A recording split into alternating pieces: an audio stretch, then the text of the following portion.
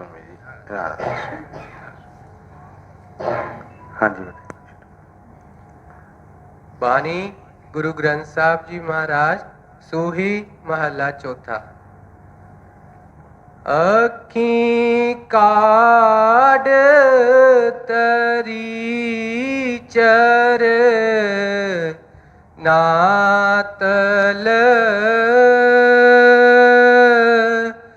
सब तरती फिर मत पाई।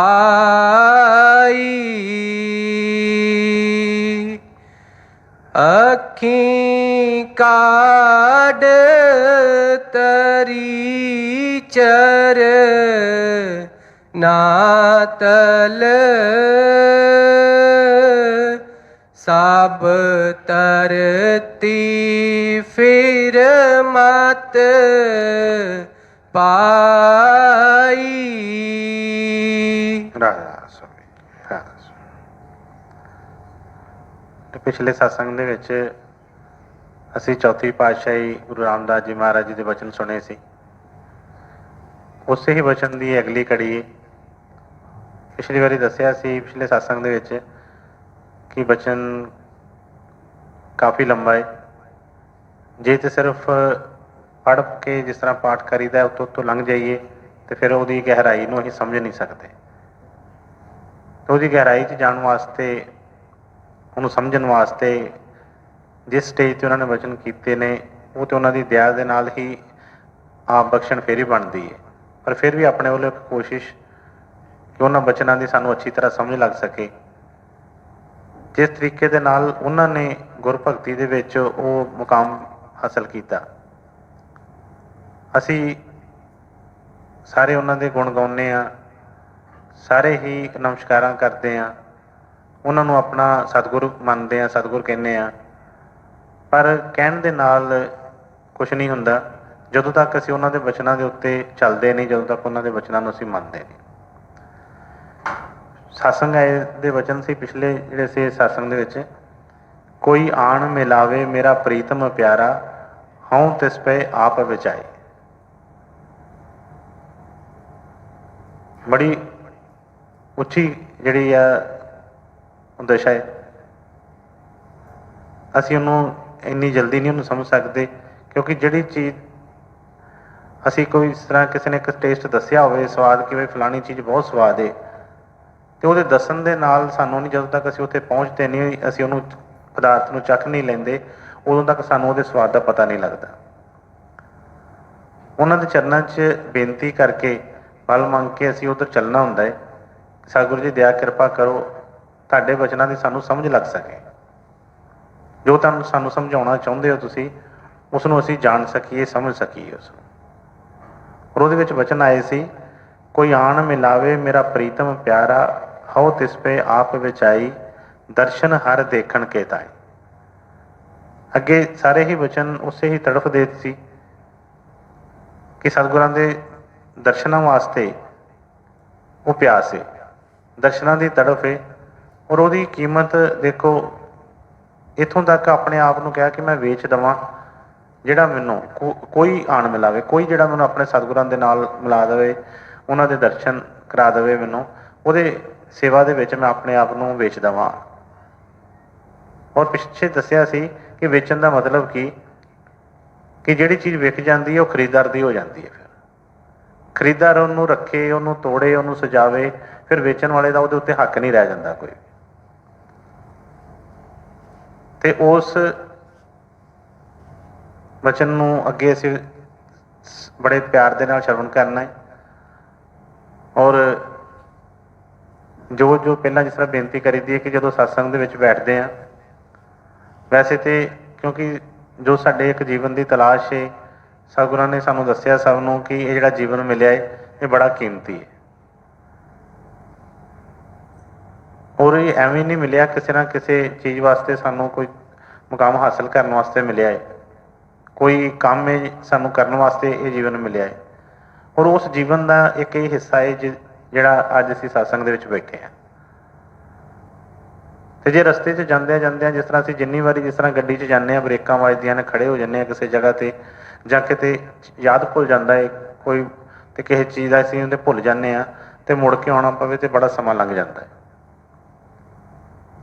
ਇਸੇ ਤਰ੍ਹਾਂ ਹੀ ਇਹ ਸਤਸੰਗ ਦੇ ਵਿੱਚ ਹਰ ਵਾਰ ਬੇਨਤੀ ਕਰੀਦੀ ਹੈ ਕਿ ਬੜੇ ਐਕਟਿਵ ਹੋ ਕੇ, ਬੜੇ ਸਤਿਗੁਰਾਂ ਵੱਲ ਧਿਆਨ ਲਗਾ ਕੇ, ਇਕਾਗਰ ਚਿੱਤ ਹੋ ਕੇ ਅਸੀਂ ਉਹਨਾਂ ਦੇ ਵਚਨ ਸੁਣੀਏ, ਕਿਉਂਕਿ ਸਤਿਗੁਰਾਂ ਦੇ ਸਤਸੰਗ ਦੇ ਵਿੱਚ ਅਸੀਂ ਵਚਨ ਸੁਣੇ ਕਿ ਗੁਰੂ ਗ੍ਰੰਥ ਸਾਹਿਬ ਜੀ ਕਰੋੜਾਂ ਸੂਰਜਾਂ ਦਾ ਪ੍ਰਕਾਸ਼ ਹੈ।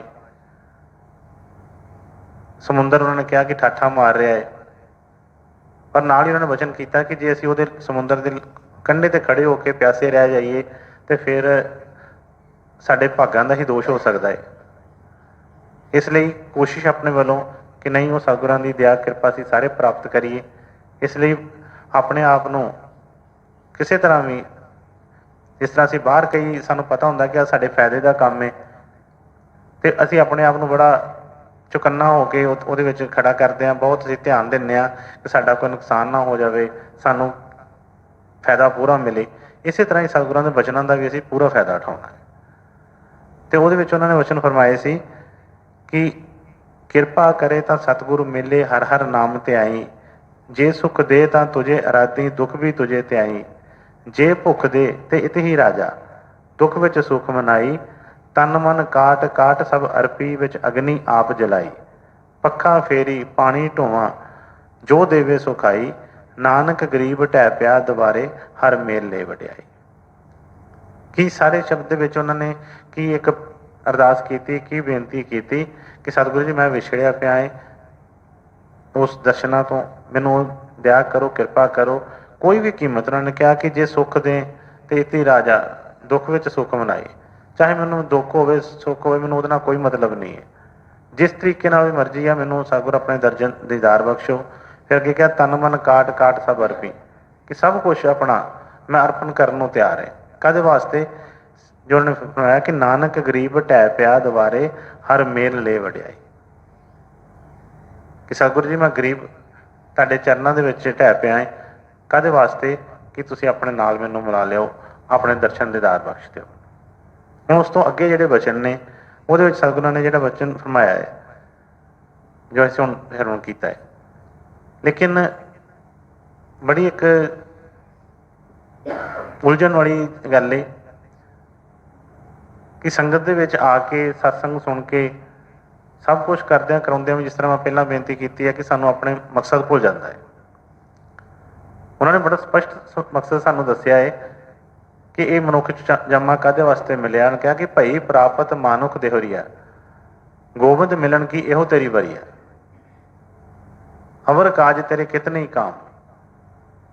ਮਤਲਬ ਸਾਫ਼ ਕੋਈ ਪੜਦਾ ਤਾਂ ਨਹੀਂ ਰੱਖਿਆ, ਉਹਨਾਂ ਨੇ ਸਾਫ਼ ਹੀ ਫਰਮਾ ਦਿੱਤਾ ਕਿ ਗੋਬਿੰਦ ਮਿਲਣ ਕੀ ਇਹੋ ਤੇਰੀ ਵਰੀਆ, ਕਿ ਇਹ ਜਿਹੜਾ ਸਮਾਂ ਮਿਲਿਆ ਹੈ ਇਹ ਉਸ ਗੋਬਿੰਦ ਨੂੰ ਮਿਲਣ ਵਾਸਤੇ ਮਿਲਿਆ।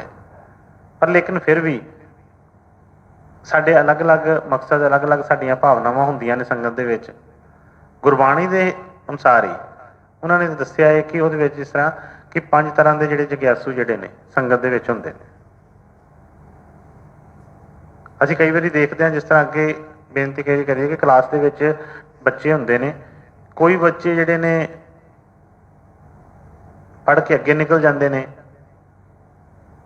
ਫਸਟ ਸੈਕਿੰਡ ਆ ਕੇ ਅੱਛੀਆਂ ਪੋਜੀਸ਼ਨਾਂ ਲੈ ਕੇ ਅੱਛੇ ਅਹੁਦਿਆਂ 'ਤੇ ਲੱਗ ਜਾਂਦੇ ਨੇ।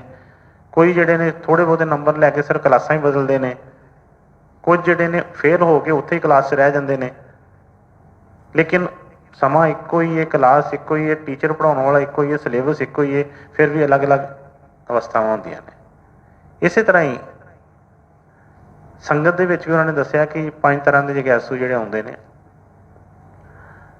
ਪਹਿਲਾ ਜਿਹੜਾ ਆਉਂਦਾ ਹੈ ਉਹ ਤਾਂ ਕਹਿੰਦਾ ਹੈ ਆਉਂਦਾ ਸਤਿਗੁਰਾਂ ਦੇ ਚਰਨਾਂ ਦੇ ਵਿੱਚ ਹੀ। ਉਸ ਵਚਨ ਨੂੰ ਸਮਝਣ ਵਾਸਤੇ ਇਹਨੂੰ ਵੀ ਸਮਝਣਾ ਜ਼ਰੂਰੀ ਹੈ।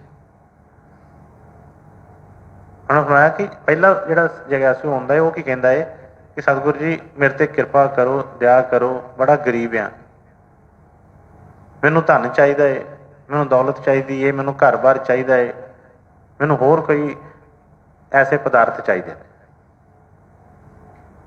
ਹੁਣ ਦੇਖੋ, ਉਹ ਸਤਿਗੁਰਾਂ ਕੋਲੋਂ ਆ ਕੇ, ਗੁਰੂ ਕੋਲ ਆ ਕੇ ਗੁਰੂ ਨੂੰ ਨਹੀਂ ਮੰਗ ਰਿਹਾ, ਉਸ ਸਤਿਗੁਰ ਨੂੰ ਮਿਲਣ ਦੀ ਤੜਫ ਨਹੀਂ ਹੈ ਅੰਦਰ। ਆਇਆ ਵੀ ਇਹ ਤੇ ਮੰਗਿਆ ਉਹਨੇ ਕੀ ਹੈ, ਆਪਣੀ ਹੀ ਜੋ ਮਨ ਦੀ ਅਵਸਥਾ ਉਹਦੇ ਹਿਸਾਬ ਨਾਲ ਜੋ ਉਹਨੂੰ ਅੱਛਾ ਲੱਗਦਾ ਹੈ ਉਹ ਚੀਜ਼ਾਂ। ਪਰ ਗੁਰੂ ਮਹਾਰਾਜ ਫਰਮਾਉਂਦੇ ਹੁੰਦੇ ਸੀ ਕਿ ਸਤਿਗੁਰ ਕਿਸੇ ਨੂੰ ਜਿਹੜਾ ਆਉਂਦਾ ਹੈ ਉਹਦੇ ਕੋਲ ਉਹਨੂੰ ਧੱਕਾ ਨਹੀਂ ਦਿੰਦੇ, ਦਰਵਾਜ਼ੇ ਖੁੱਲ੍ਹੇ ਹੁੰਦੇ ਨੇ। ਉਹ ਇਹ ਨਹੀਂ ਕਹਿੰਦੇ ਕਿ ਤੂੰ ਬਈ ਜਿਹੜਾ ਅਸਲੀ ਸੌਦਾ ਤਾਂ ਲੈਣ ਨਹੀਂ ਆਇਆ, ਤੂੰ ਤਾਂ ਸਵਾਰਥ ਦਾ ਇੱਕ ਹੈਗਾ ਸੰਗੀ ਤੇ ਤੈਨੂੰ ਅਸੀਂ ਅੰਦਰ ਨਹੀਂ ਵੜਨ ਦੇਣਾ, ਜਾਂ ਬਈ ਅਸੀਂ ਆਪਣੇ ਘਰ 'ਚ ਨਹੀਂ ਆਉਣ ਦੇਣਾ। ਜੋ ਵੀ ਕੋਈ ਮੰਗਦਾ ਹੈ ਉਹ ਸਭ ਕੁਝ ਬਖਸ਼ਦੇ ਨੇ। ਕਿਸੇ ਤਰੀਕੇ ਨਾਲ ਵੀ ਇਹ ਆਵੇ ਉਹ ਦਿਆ ਕਰਦੇ ਨੇ, ਇਹਨੂੰ ਧੱਕਾ ਨਹੀਂ ਦਿੰਦੇ। ਪਰ ਫਿਰ ਵੀ ਉਹ ਜਿਹੜੀ ਅਸਲੀ ਤੜਫ ਤਾਂ ਨਹੀਂ ਹੈਗੀ ਜੋ ਸਤਿਗੁਰਾਂ ਦੇ ਬਚਨ ਹੈ ਕਿ ਕੋਈ ਆਣ ਮਿਲਾਵੇ ਮੇਰਾ ਸਤਿਗੁਰ ਪਿਆਰਾ, ਉਹ ਜਿਹੜੀ ਗਲਤ ਨਹੀਂ ਹੈਗੀ। ਪਰ ਫਿਰ ਵੀ ਉਹਨੂੰ ਵੀ ਸਤਿਗੁਰਾਂ ਨੇ ਦੱਸਿਆ ਕਿ ਹਾਂ ਬਈ ਤੂੰ ਆ, ਕੋਈ ਗੱਲ ਨਹੀਂ, ਤੂੰ ਵੀ ਆ, ਜੋ ਤੈਨੂੰ ਚਾਹੀਦਾ ਹੈ ਉਹ ਸਭ ਕੁਝ ਮਿਲੇਗਾ। ਪਰ ਉਹਦੇ ਵਾਸਤੇ ਕਿੱਦਾਂ ਮਿਲੇਗਾ? ਉਹ ਕਹਿੰਦੇ ਆ ਕਿ ਆਣ ਕੇ ਸਾਧੂਆਂ ਦੀ ਸੰਤਾਂ ਦੀ ਸੇਵਾ ਦੇ ਵਿੱਚ ਲੱਗ ਜਾ, ਤੂੰ ਸੇਵਾ ਕਰ ਤੇ ਤੈਨੂੰ ਬਈ ਇਹ ਸਭ ਕੁਝ ਇਹ ਵੀ ਮਿਲੇਗਾ। ਮਨਾ ਨਹੀਂ ਕੀਤਾ ਕਿ ਤੈਨੂੰ ਗਲਤ ਤੂੰ ਮੰਗੀ ਹੈ ਜਾਂ ਕੁਛ ਵੀ ਹੈ, ਕਿਉਂਕਿ ਜਦੋਂ ਤੱਕ ਸਾਡੀ ਇੱਕ ਮਨ 'ਚ ਉਮੀਦ ਜਿਹੜੀ ਪੂਰੀ ਨਹੀਂ ਹੁੰਦੀ, ਅਸੀਂ ਦੂਸਰੇ ਪਾਸੇ ਅੱਗੇ ਚੱਲਦੇ ਹੀ ਨਹੀਂ ਕਿਤੇ। ਮਨ ਦੀ ਐਸੀ ਜਿਹੜੀ ਸਥਿਤੀ ਹੈ ਜਿੱਥੇ ਇਹਦਾ ਧਿਆਨ ਅਟਕਿਆ ਹੁੰਦਾ ਹੈ, ਜਿੰਨਾ ਮਰਜ਼ੀ ਇਹਨੂੰ, ਜਿਸ ਤਰ੍ਹਾਂ ਬੱਚਾ ਕੋਈ ਅੜ ਜਾਂਦਾ ਨਾ ਕਿਸੇ ਵੇਲੇ ਕਿ ਹੱਟ ਕਰਕੇ ਕਿ ਨਹੀਂ ਮੈਨੂੰ ਆਹ ਚੀਜ਼ ਲੈ ਕੇ ਦਿਓ, ਖਿਡੌਣਾ ਲੈ ਕੇ ਦਿਓ, ਉਹਨੂੰ ਜਿੰਨੀ ਮਰਜ਼ੀ ਹੋਰ ਵਧੀਆ ਚੀਜ਼ ਦੱਸੀ ਜਾਓ ਕਿ ਤੈਨੂੰ ਕੱਲ੍ਹ ਹੋਰ ਵਧੀਆ ਲੈ ਦਾਂਗੇ, ਉਹ ਉੱਥੇ ਜਿੱਦ ਕਰਦਾ ਰਹਿੰਦਾ ਹੈ। ਇਸੇ ਤਰ੍ਹਾਂ ਉਹਨਾਂ ਨੇ ਸੁਣਾਇਆ ਕਿ ਜਿਹੜਾ ਪਹਿਲਾਂ ਵੀ ਜਿਹੜਾ ਸਿੱਖ ਆ, ਜਿਹੜਾ ਜਗਿਆਸੂ ਜਿਹੜਾ ਆ, ਉਹਨੇ ਸੰਸਾਰੀ ਹੀ ਭਾਵਨਾ ਰੱਖੀ, ਕੋਈ ਗੁਰੂ ਕੋਲੋਂ ਗੁਰੂ ਨਹੀਂ ਮੰਗਿਆ। ਫਿਰ ਦੂਸਰੇ ਨੰਬਰ 'ਤੇ ਜਿਹੜਾ ਆਇਆ ਉਹਨੇ ਵੀ ਆ ਕੇ ਕੋਈ ਸੇਵਾ ਜਾਂ ਕੋਈ ਸੰਗਤ ਦੇ ਦਰਸ਼ਨ ਜਾਂ ਕੁਛ ਨਹੀਂ, ਉਹਨੇ ਵੀ ਦੂਸਰੇ ਨੇ ਵੀ ਆਣ ਕੇ ਕੀ ਮੰਗਿਆ ਹੈ ਕਿ ਮੇਰੇ ਅੰਦਰ ਜਿਹੜੀ ਆ ਚਿੰਤਾ ਜਿਹੜੀ ਬਣੀ ਰਹਿੰਦੀ ਹਰ ਵੇਲੇ, ਹਰ ਵੇਲੇ ਮੇਰੇ ਅੰਦਰ ਕੋਈ ਟੈਨਸ਼ਨ ਬਣੀ ਰਹਿੰਦੀ ਹੈ, ਤੇ ਮੈਨੂੰ ਤੁਸੀਂ ਦਇਆ ਕਰੋ, ਕਿਰਪਾ ਕਰੋ, ਇਸ ਚਿੰਤਾ ਤੋਂ ਮੁਕਤੀ ਦਿਵਾ ਦਿਓ। ਕਿਉਂ ਕਈ ਵਾਰੀ ਸਾਡੇ ਕੋਲ ਧਨ ਦੌਲਤ ਹੁੰਦੀ ਹੈ, ਕਈ ਸਿੱਖ ਐਸੇ ਆਉਂਦੇ ਨੇ ਉਹਨੂੰ ਉਹ ਆਣ ਕੇ ਇਹੋ ਜਿਹੀ ਅਰਜ਼ ਨਹੀਂ ਕਰਦੇ ਕਿ ਮੇਰੇ ਧਨ ਦੀ ਕਮੀ ਹੈ, ਘਰ ਨਹੀਂ ਹੈਗਾ, ਉਹ ਕਹਿੰਦੇ ਸਭ ਕੁਛ ਹੈਗਾ ਆ। ਪਰ ਉਹ ਕਹਿੰਦੇ ਨੇ ਕਿ ਪਤਾ ਨਹੀਂ ਸਭ ਕੁਛ ਹੁੰਦਿਆਂ ਵੀ ਮਨ 'ਚ ਨਾ ਚਿੰਤਾ ਜੀ ਬਣੀ ਰਹਿੰਦੀ ਹੈ, ਹਰ ਵੇਲੇ ਮਨ 'ਚ ਡਰ ਜਿਹਾ ਲੱਗਾ ਰਹਿੰਦਾ ਹੈ। ਮਹਾਰਾਜ ਜੀ ਮੇਰੇ ਤੇ ਕਿਰਪਾ ਕਰੋ, ਮੇਰੀ ਚਿੰਤਾ ਮਿਟਾ ਦਿਓ। ਉਹਨੇ ਵੀ ਪਰਮਾਰਥ ਨਹੀਂ ਮੰਗਿਆ, ਪਰਮਾਰਥ ਨਹੀਂ ਮੰਗਿਆ, ਉਹਨੇ ਆਪਣੀ ਚਿੰਤਾ ਜਿਹੜੀ ਆਪਣੇ ਵਾਸਤੇ ਹੀ ਮੰਗ ਰੱਖੀ ਹੈ।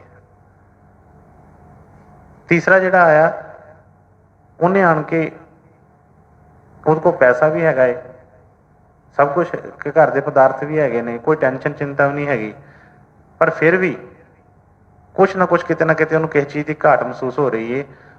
ਉਹ ਕੀ ਹੈ? ਉਹ ਵੇਖਦਾ ਹੈ ਕਿ ਮੇਰੇ ਕੋਲ ਪੈਸਾ ਵੀ ਹੈ, ਸਭ ਕੁਛ ਹੈ, ਤੇ ਪਰ ਇੱਜ਼ਤ ਮਾਣ ਨਹੀਂ ਮੈਨੂੰ ਉਹੋ ਜਿਹਾ ਕੋਈ ਮਿਲਦਾ, ਲੋਕੀ ਮੈਨੂੰ ਕੋਈ ਸਲਾਮ ਨਹੀਂ ਕਰਦੇ, ਕੋਈ ਮੇਰੇ ਕੋਈ ਗੁਣ ਨਹੀਂ ਗਾਉਂਦਾ ਕੋਈ ਵੀ ਕਿ ਹਾਂ ਵੀ ਇਹ ਬੰਦਾ ਬੜਾ ਚੰਗਾ ਹੈ, ਇਹ ਕਿਆ ਬਾਤਾਂ ਇਹਦੀਆਂ।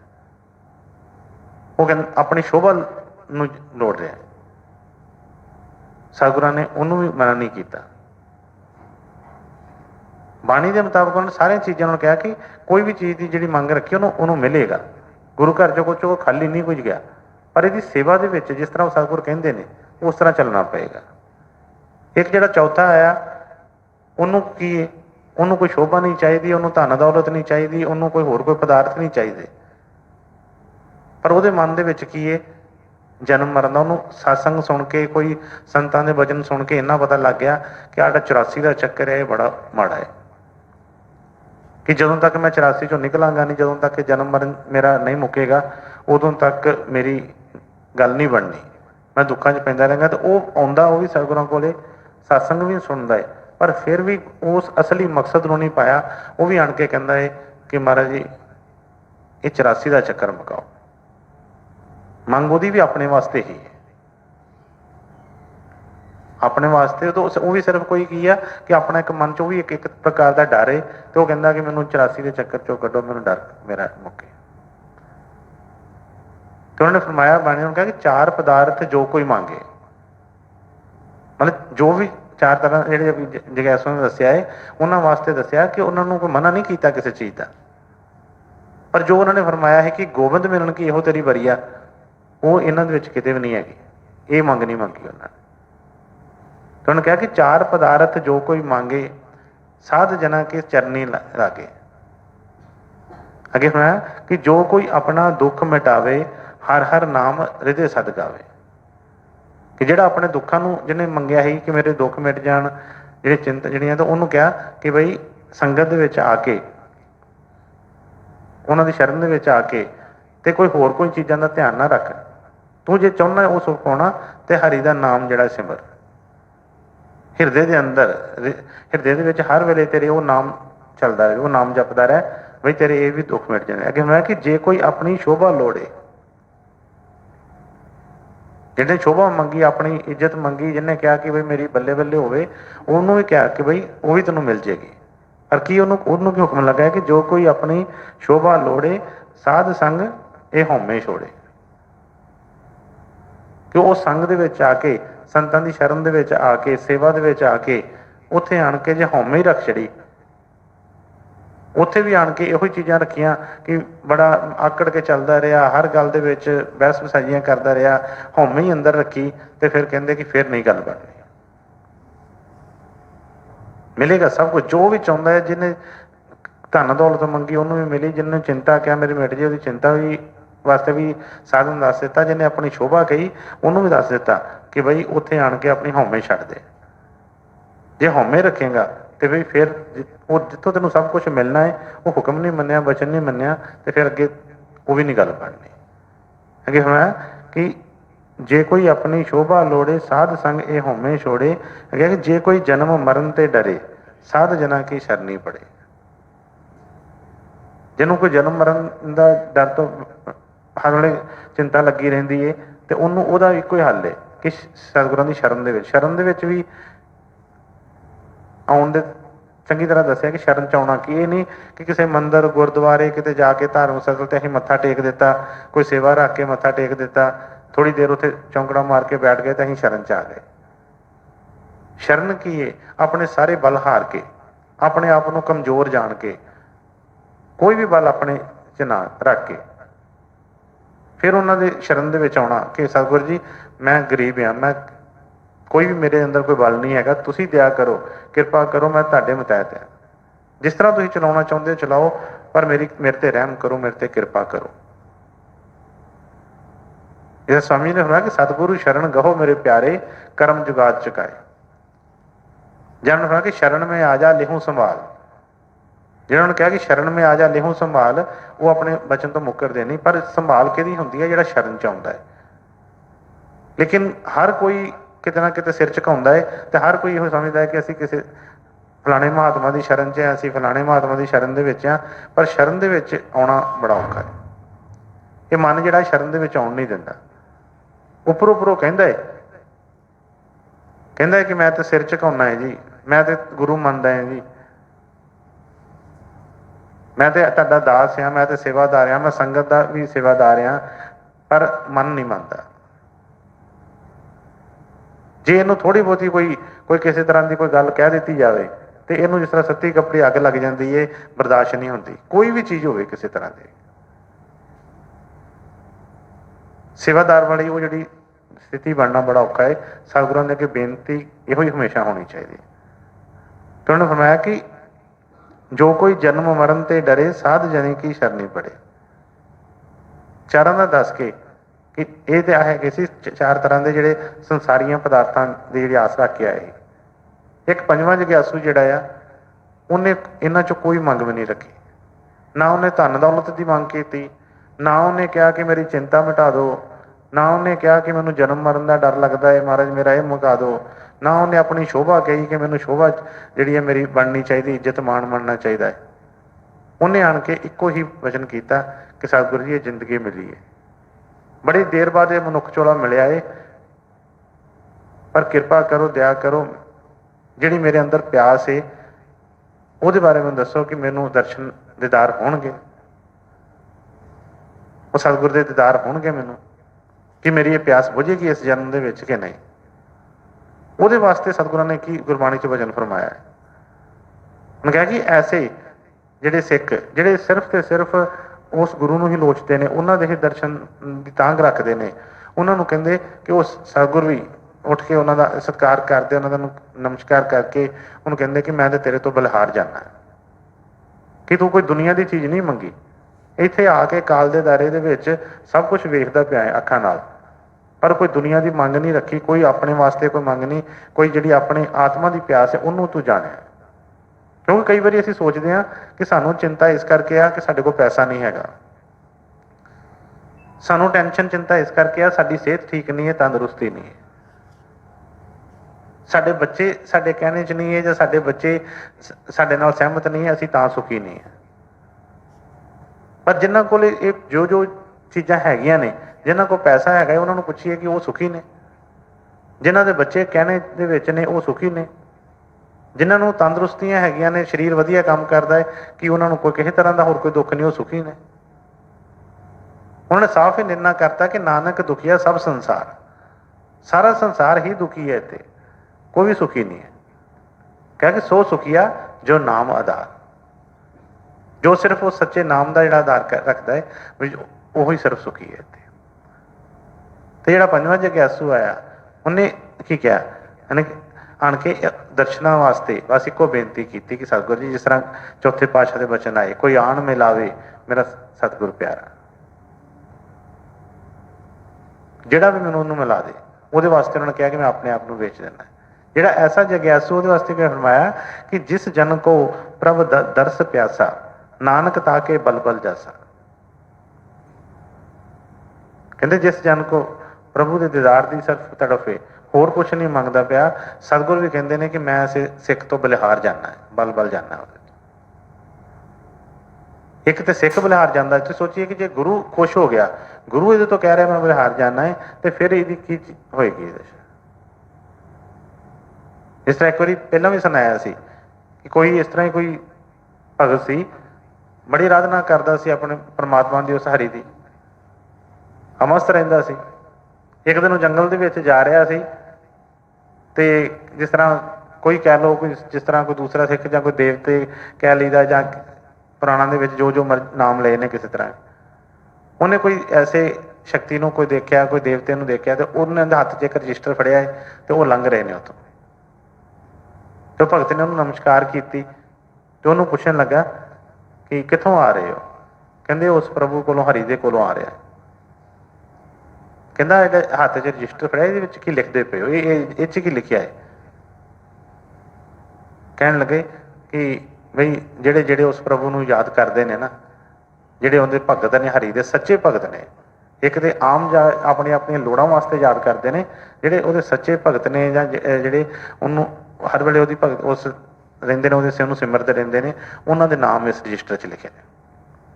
ਮਨ 'ਚ ਖਿਆਲ ਆਇਆ, ਬੜਾ ਖੁਸ਼ ਹੋਇਆ ਕਿ ਬਈ ਮੈਂ ਵੀ ਤਾਂ ਹਰ ਵੇਲੇ ਉਹੀ ਸਿਮਰਦਾ ਰਹਿੰਦਾ, ਉਸ ਪ੍ਰਭੂ ਨੂੰ ਯਾਦ ਕਰਦਾ ਰਹਿੰਦਾ, ਤੇ ਮੇਰਾ ਵੀ ਤਾਂ ਨਾਮ ਹੋਏਗਾ ਵਿੱਚ।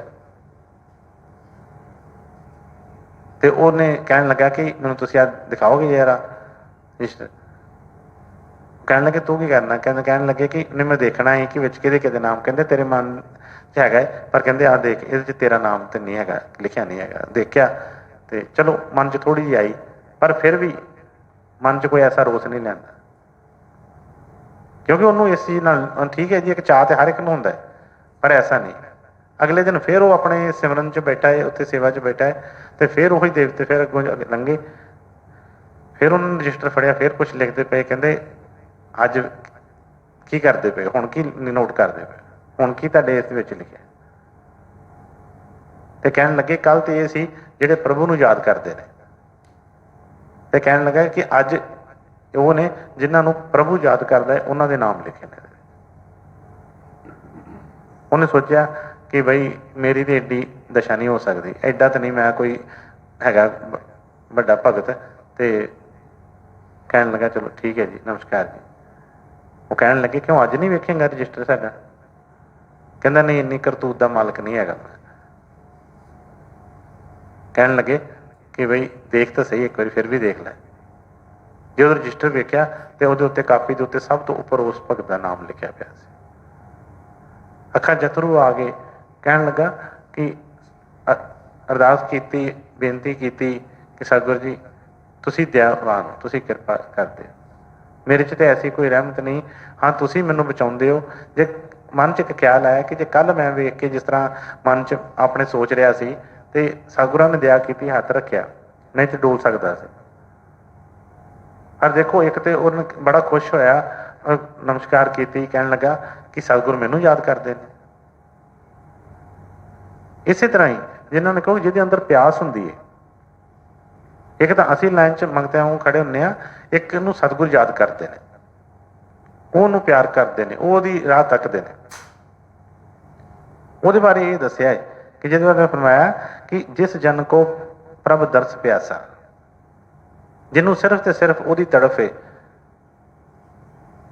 ਉਹਦੀ ਅੱਗੇ ਕਿਹਾ ਕਿ ਨਾਨਕ ਤਾ ਕੇ ਬਲਬਲ ਜਾਸਾ, ਉਹਦੇ ਤੋਂ ਕਹਿੰਦੇ ਕਿ ਮੈਂ ਵੀ ਬਲਿਹਾਰ ਜਾਣਾ ਹੈ। ਤੇ ਸਤਿਗੁਰ ਦਇਆ ਕਿਰਪਾ ਕਰਨ, ਸਤਸੰਗ ਦਾ ਸੁਣਨ ਦਾ ਮਤਲਬ ਸੇਵਾ ਦਾ, ਸਿਮਰਨ ਦਾ, ਹਰ ਚੀਜ਼ ਦਾ ਮਕਸਦ ਕੀ ਹੈ ਕਿ ਸਾਡੇ ਅੰਦਰ ਉਹ ਪਿਆਸ ਲੱਗ ਜਾਵੇ, ਸੱਚੀ ਪਿਆਸ। ਇਹ ਨਹੀਂ ਆਪਣੀਆਂ ਜਿਹੜੀਆਂ ਚੀਜ਼ਾਂ ਲੋੜਾਂ ਦੀ ਮੰਗਾਂ ਰੱਖ ਕੇ ਤੇ ਅਸੀਂ ਉਹਨਾਂ ਨੂੰ ਉਹਦੇ ਤੇ ਹੀ ਚੱਲਦੇ ਰਹੀਏ। ਔਰ ਇਹ ਸਾਰੇ ਵਚਨ ਦੇ ਵਿੱਚ ਮੈਂ ਪਿਛਲੀ ਵਾਰੀ ਵੀ ਬੇਨਤੀ ਕੀਤੀ ਸੀ ਕਿ ਵਚਨ ਅਸ਼ਟਪਦੀਆਂ ਕਾਫੀ ਲੰਬਾ ਹੈ, ਔਰ ਸਾਰੇ ਦੇ ਸਾਰੇ ਵਚਨ ਦੇ ਵਿੱਚ ਪੂਰੇ ਇੱਕ ਸਿੱਖ ਦਾ ਹਾਲ ਲਿਖਿਆ ਹੈ ਕਿ ਜੋ ਜੋ ਮੁਸ਼ਕਿਲਾਂ ਆਉਂਦੀਆਂ ਨੇ, ਪਰ ਕੋਈ ਵੀ ਮੁਸ਼ਕਿਲ ਐਸੀ, ਉਹਨਾਂ ਨੇ ਕਿਹਾ ਕਿ ਸਤਿਗੁਰੂ ਜੀ ਕੋਈ ਵੀ ਐਸੀ ਮੁਸੀਬਤ ਮੈਨੂੰ ਰੋਕ ਨਹੀਂ ਸਕਦੀ। ਔਰ ਹੌਲੀ ਹੌਲੀ ਉਸ ਵਚਨ ਨੂੰ ਅਸੀਂ ਸਾਰਿਆਂ ਨੇ ਸੁਣਨਾ ਹੈ, ਦੇਖਣਾ ਹੈ ਕਿ ਸਤਿਗੁਰਾਂ ਦੇ ਕੀ ਵਚਨ ਜਿਹੜੇ ਆ ਰਹੇ ਨੇ। ਹਾਂਜੀ, ਫੇਰ ਇੱਕ ਵਾਰੀ ਬੋਲੋ। ਅੱਖੀਂ ਕਾਢ ਤਰੀ ਚਰਨਾਤਲ,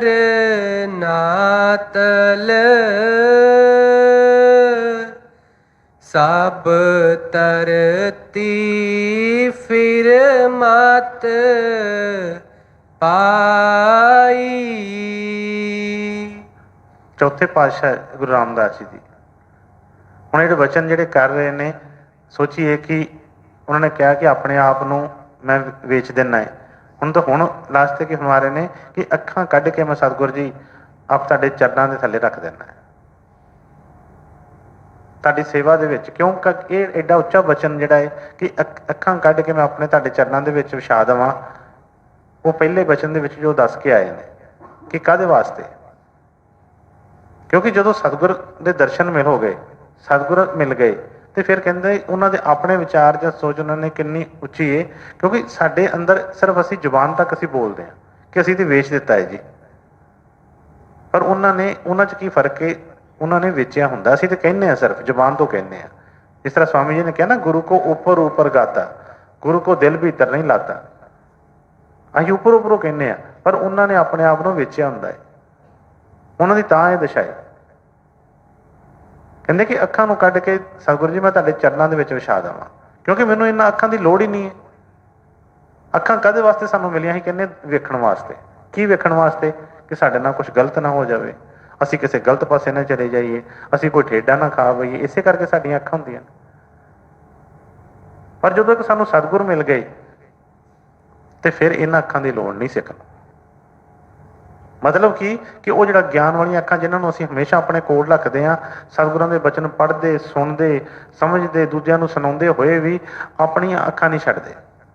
ਫਿਰ ਵੀ ਕਹਿੰਦੇ ਨਹੀਂ, ਆਹ ਠੀਕ ਆ, ਆਹ ਗਲਤ ਹੈ, ਇੱਧਰ ਜਾਣਾ ਚਾਹੀਦਾ, ਇੱਧਰ ਨਹੀਂ ਜਾਣਾ ਚਾਹੀਦਾ, ਆਹ ਮੰਨਣ ਵਾਲੀ ਗੱਲ ਹੈ, ਆਹ ਮੰਨਣ ਵਾਲੀ ਨਹੀਂ ਹੈ। ਹਰ ਵੇਲੇ ਬਹਿਸ ਬਸਾਜੀ ਪੈਂਦੇ ਰਹਿੰਦੇ ਹਾਂ। ਇਹ ਕੀ ਹੈ? ਸਾਡੀਆਂ ਉਹੀ ਜਿਹੜੀਆਂ ਵਿਦਿਆ ਵਾਲੀਆਂ ਅੱਖਾਂ। ਉਹਨਾਂ ਅੱਖਾਂ ਦੀ ਗੱਲ ਕੀਤੀ ਉਹਨਾਂ ਨੇ, ਕਹਿੰਦੀ ਅੱਖੀ ਕਾਢ ਧਰੀ ਚਰਨਾਂ ਤਲ। ਕਹਿੰਦੇ ਕਿ ਮੈਂ ਇਹ ਅੱਖਾਂ ਕੱਢ ਕੇ ਸਤਿਗੁਰੂ ਜੀ ਜੇ ਤੁਸੀਂ ਮੈਨੂੰ ਮਿਲ ਪੈਂਦੇ ਹੋ, ਤੁਸੀਂ ਮੈਨੂੰ ਆਪਣੇ ਦਰਸ਼ਨ ਬਖਸ਼ ਦਿੰਦੇ ਹੋ, ਤੇ ਫਿਰ ਮੈਨੂੰ ਇਹਨਾਂ ਦੀ ਲੋੜ ਨਹੀਂ ਹੈਗੀ, ਕਿਉਂਕਿ ਮੈਂ ਤੇ ਤੁਹਾਡੇ ਪਿੱਛੇ ਪਿੱਛੇ ਚੱਲਣਾ ਹੈ। ਕਿਉਂਕਿ ਗੁਰਬਾਣੀ 'ਚ ਬੜੀ ਜਗ੍ਹਾ ਤੇ ਉਹਨਾਂ ਨੇ ਫਰਮਾਇਆ ਐਸੇ ਵਚਨ ਕਿ ਮੈਂ ਅੰਨਾ ਵਾਂ, ਤੇ ਕਿਤੇ ਇਹ ਨਹੀਂ ਕਿਹਾ, ਕਿਸੇ ਵਚਨ 'ਚ ਵੀ ਇਹ ਨਹੀਂ ਕਿਹਾ ਕਿ ਮੈਂ ਅੰਨਾ ਹੈ ਤੇ ਸਤਿਗੁਰੂ ਜੀ ਮੈਨੂੰ ਅੱਖਾਂ ਬਖਸ਼ ਦਿਓ। ਕੀ ਕਿਹਾ ਹੈ ਕਿ ਸਤਿਗੁਰੂ ਜੀ ਮੈਂ ਅੰਨਾ ਵਾਂ ਜੀ, ਮੈਨੂੰ ਆਪਣਾ ਪੱਲਾ ਬਖਸ਼ ਦਿਓ, ਮੈਨੂੰ ਪੱਲਾ ਫੜਾ ਦਿਓ। ਅੱਖਾਂ ਨਹੀਂ ਮੰਗੀਆਂ, ਕਿਉਂਕਿ ਅੱਖਾਂ ਮੰਗ ਕੇ ਤੇ ਪਤਾ ਅੱਖਾਂ ਹੋਰ ਪਾਸੇ ਵੀ ਫਿਰ ਦੇਖਣਾ ਸ਼ੁਰੂ ਕਰ ਦਿੰਦੀਆਂ ਨੇ। ਪੱਲਾ ਕਿਹਾ ਕਿ ਸਤਿਗੁਰੂ ਜੀ ਮੈਂ ਅੰਨਾ ਜੀਵ ਹਾਂ, ਮੈਨੂੰ ਆਪਣਾ ਪੱਲਾ ਫੜਾ ਦਿਓ, ਕਿਉਂਕਿ ਮੈਂ ਤੁਹਾਡੇ ਪਿੱਛੇ ਪਿੱਛੇ ਚੱਲ ਸਕਾਂ। ਜਿੱਥੇ ਤੁਸੀਂ ਮੈਨੂੰ ਚਲਾਉਣਾ ਚਾਹੁੰਦੇ ਹੋ ਮੈਂ ਉਹਦੇ ਤੇ ਚੱਲ ਸਕਾਂ।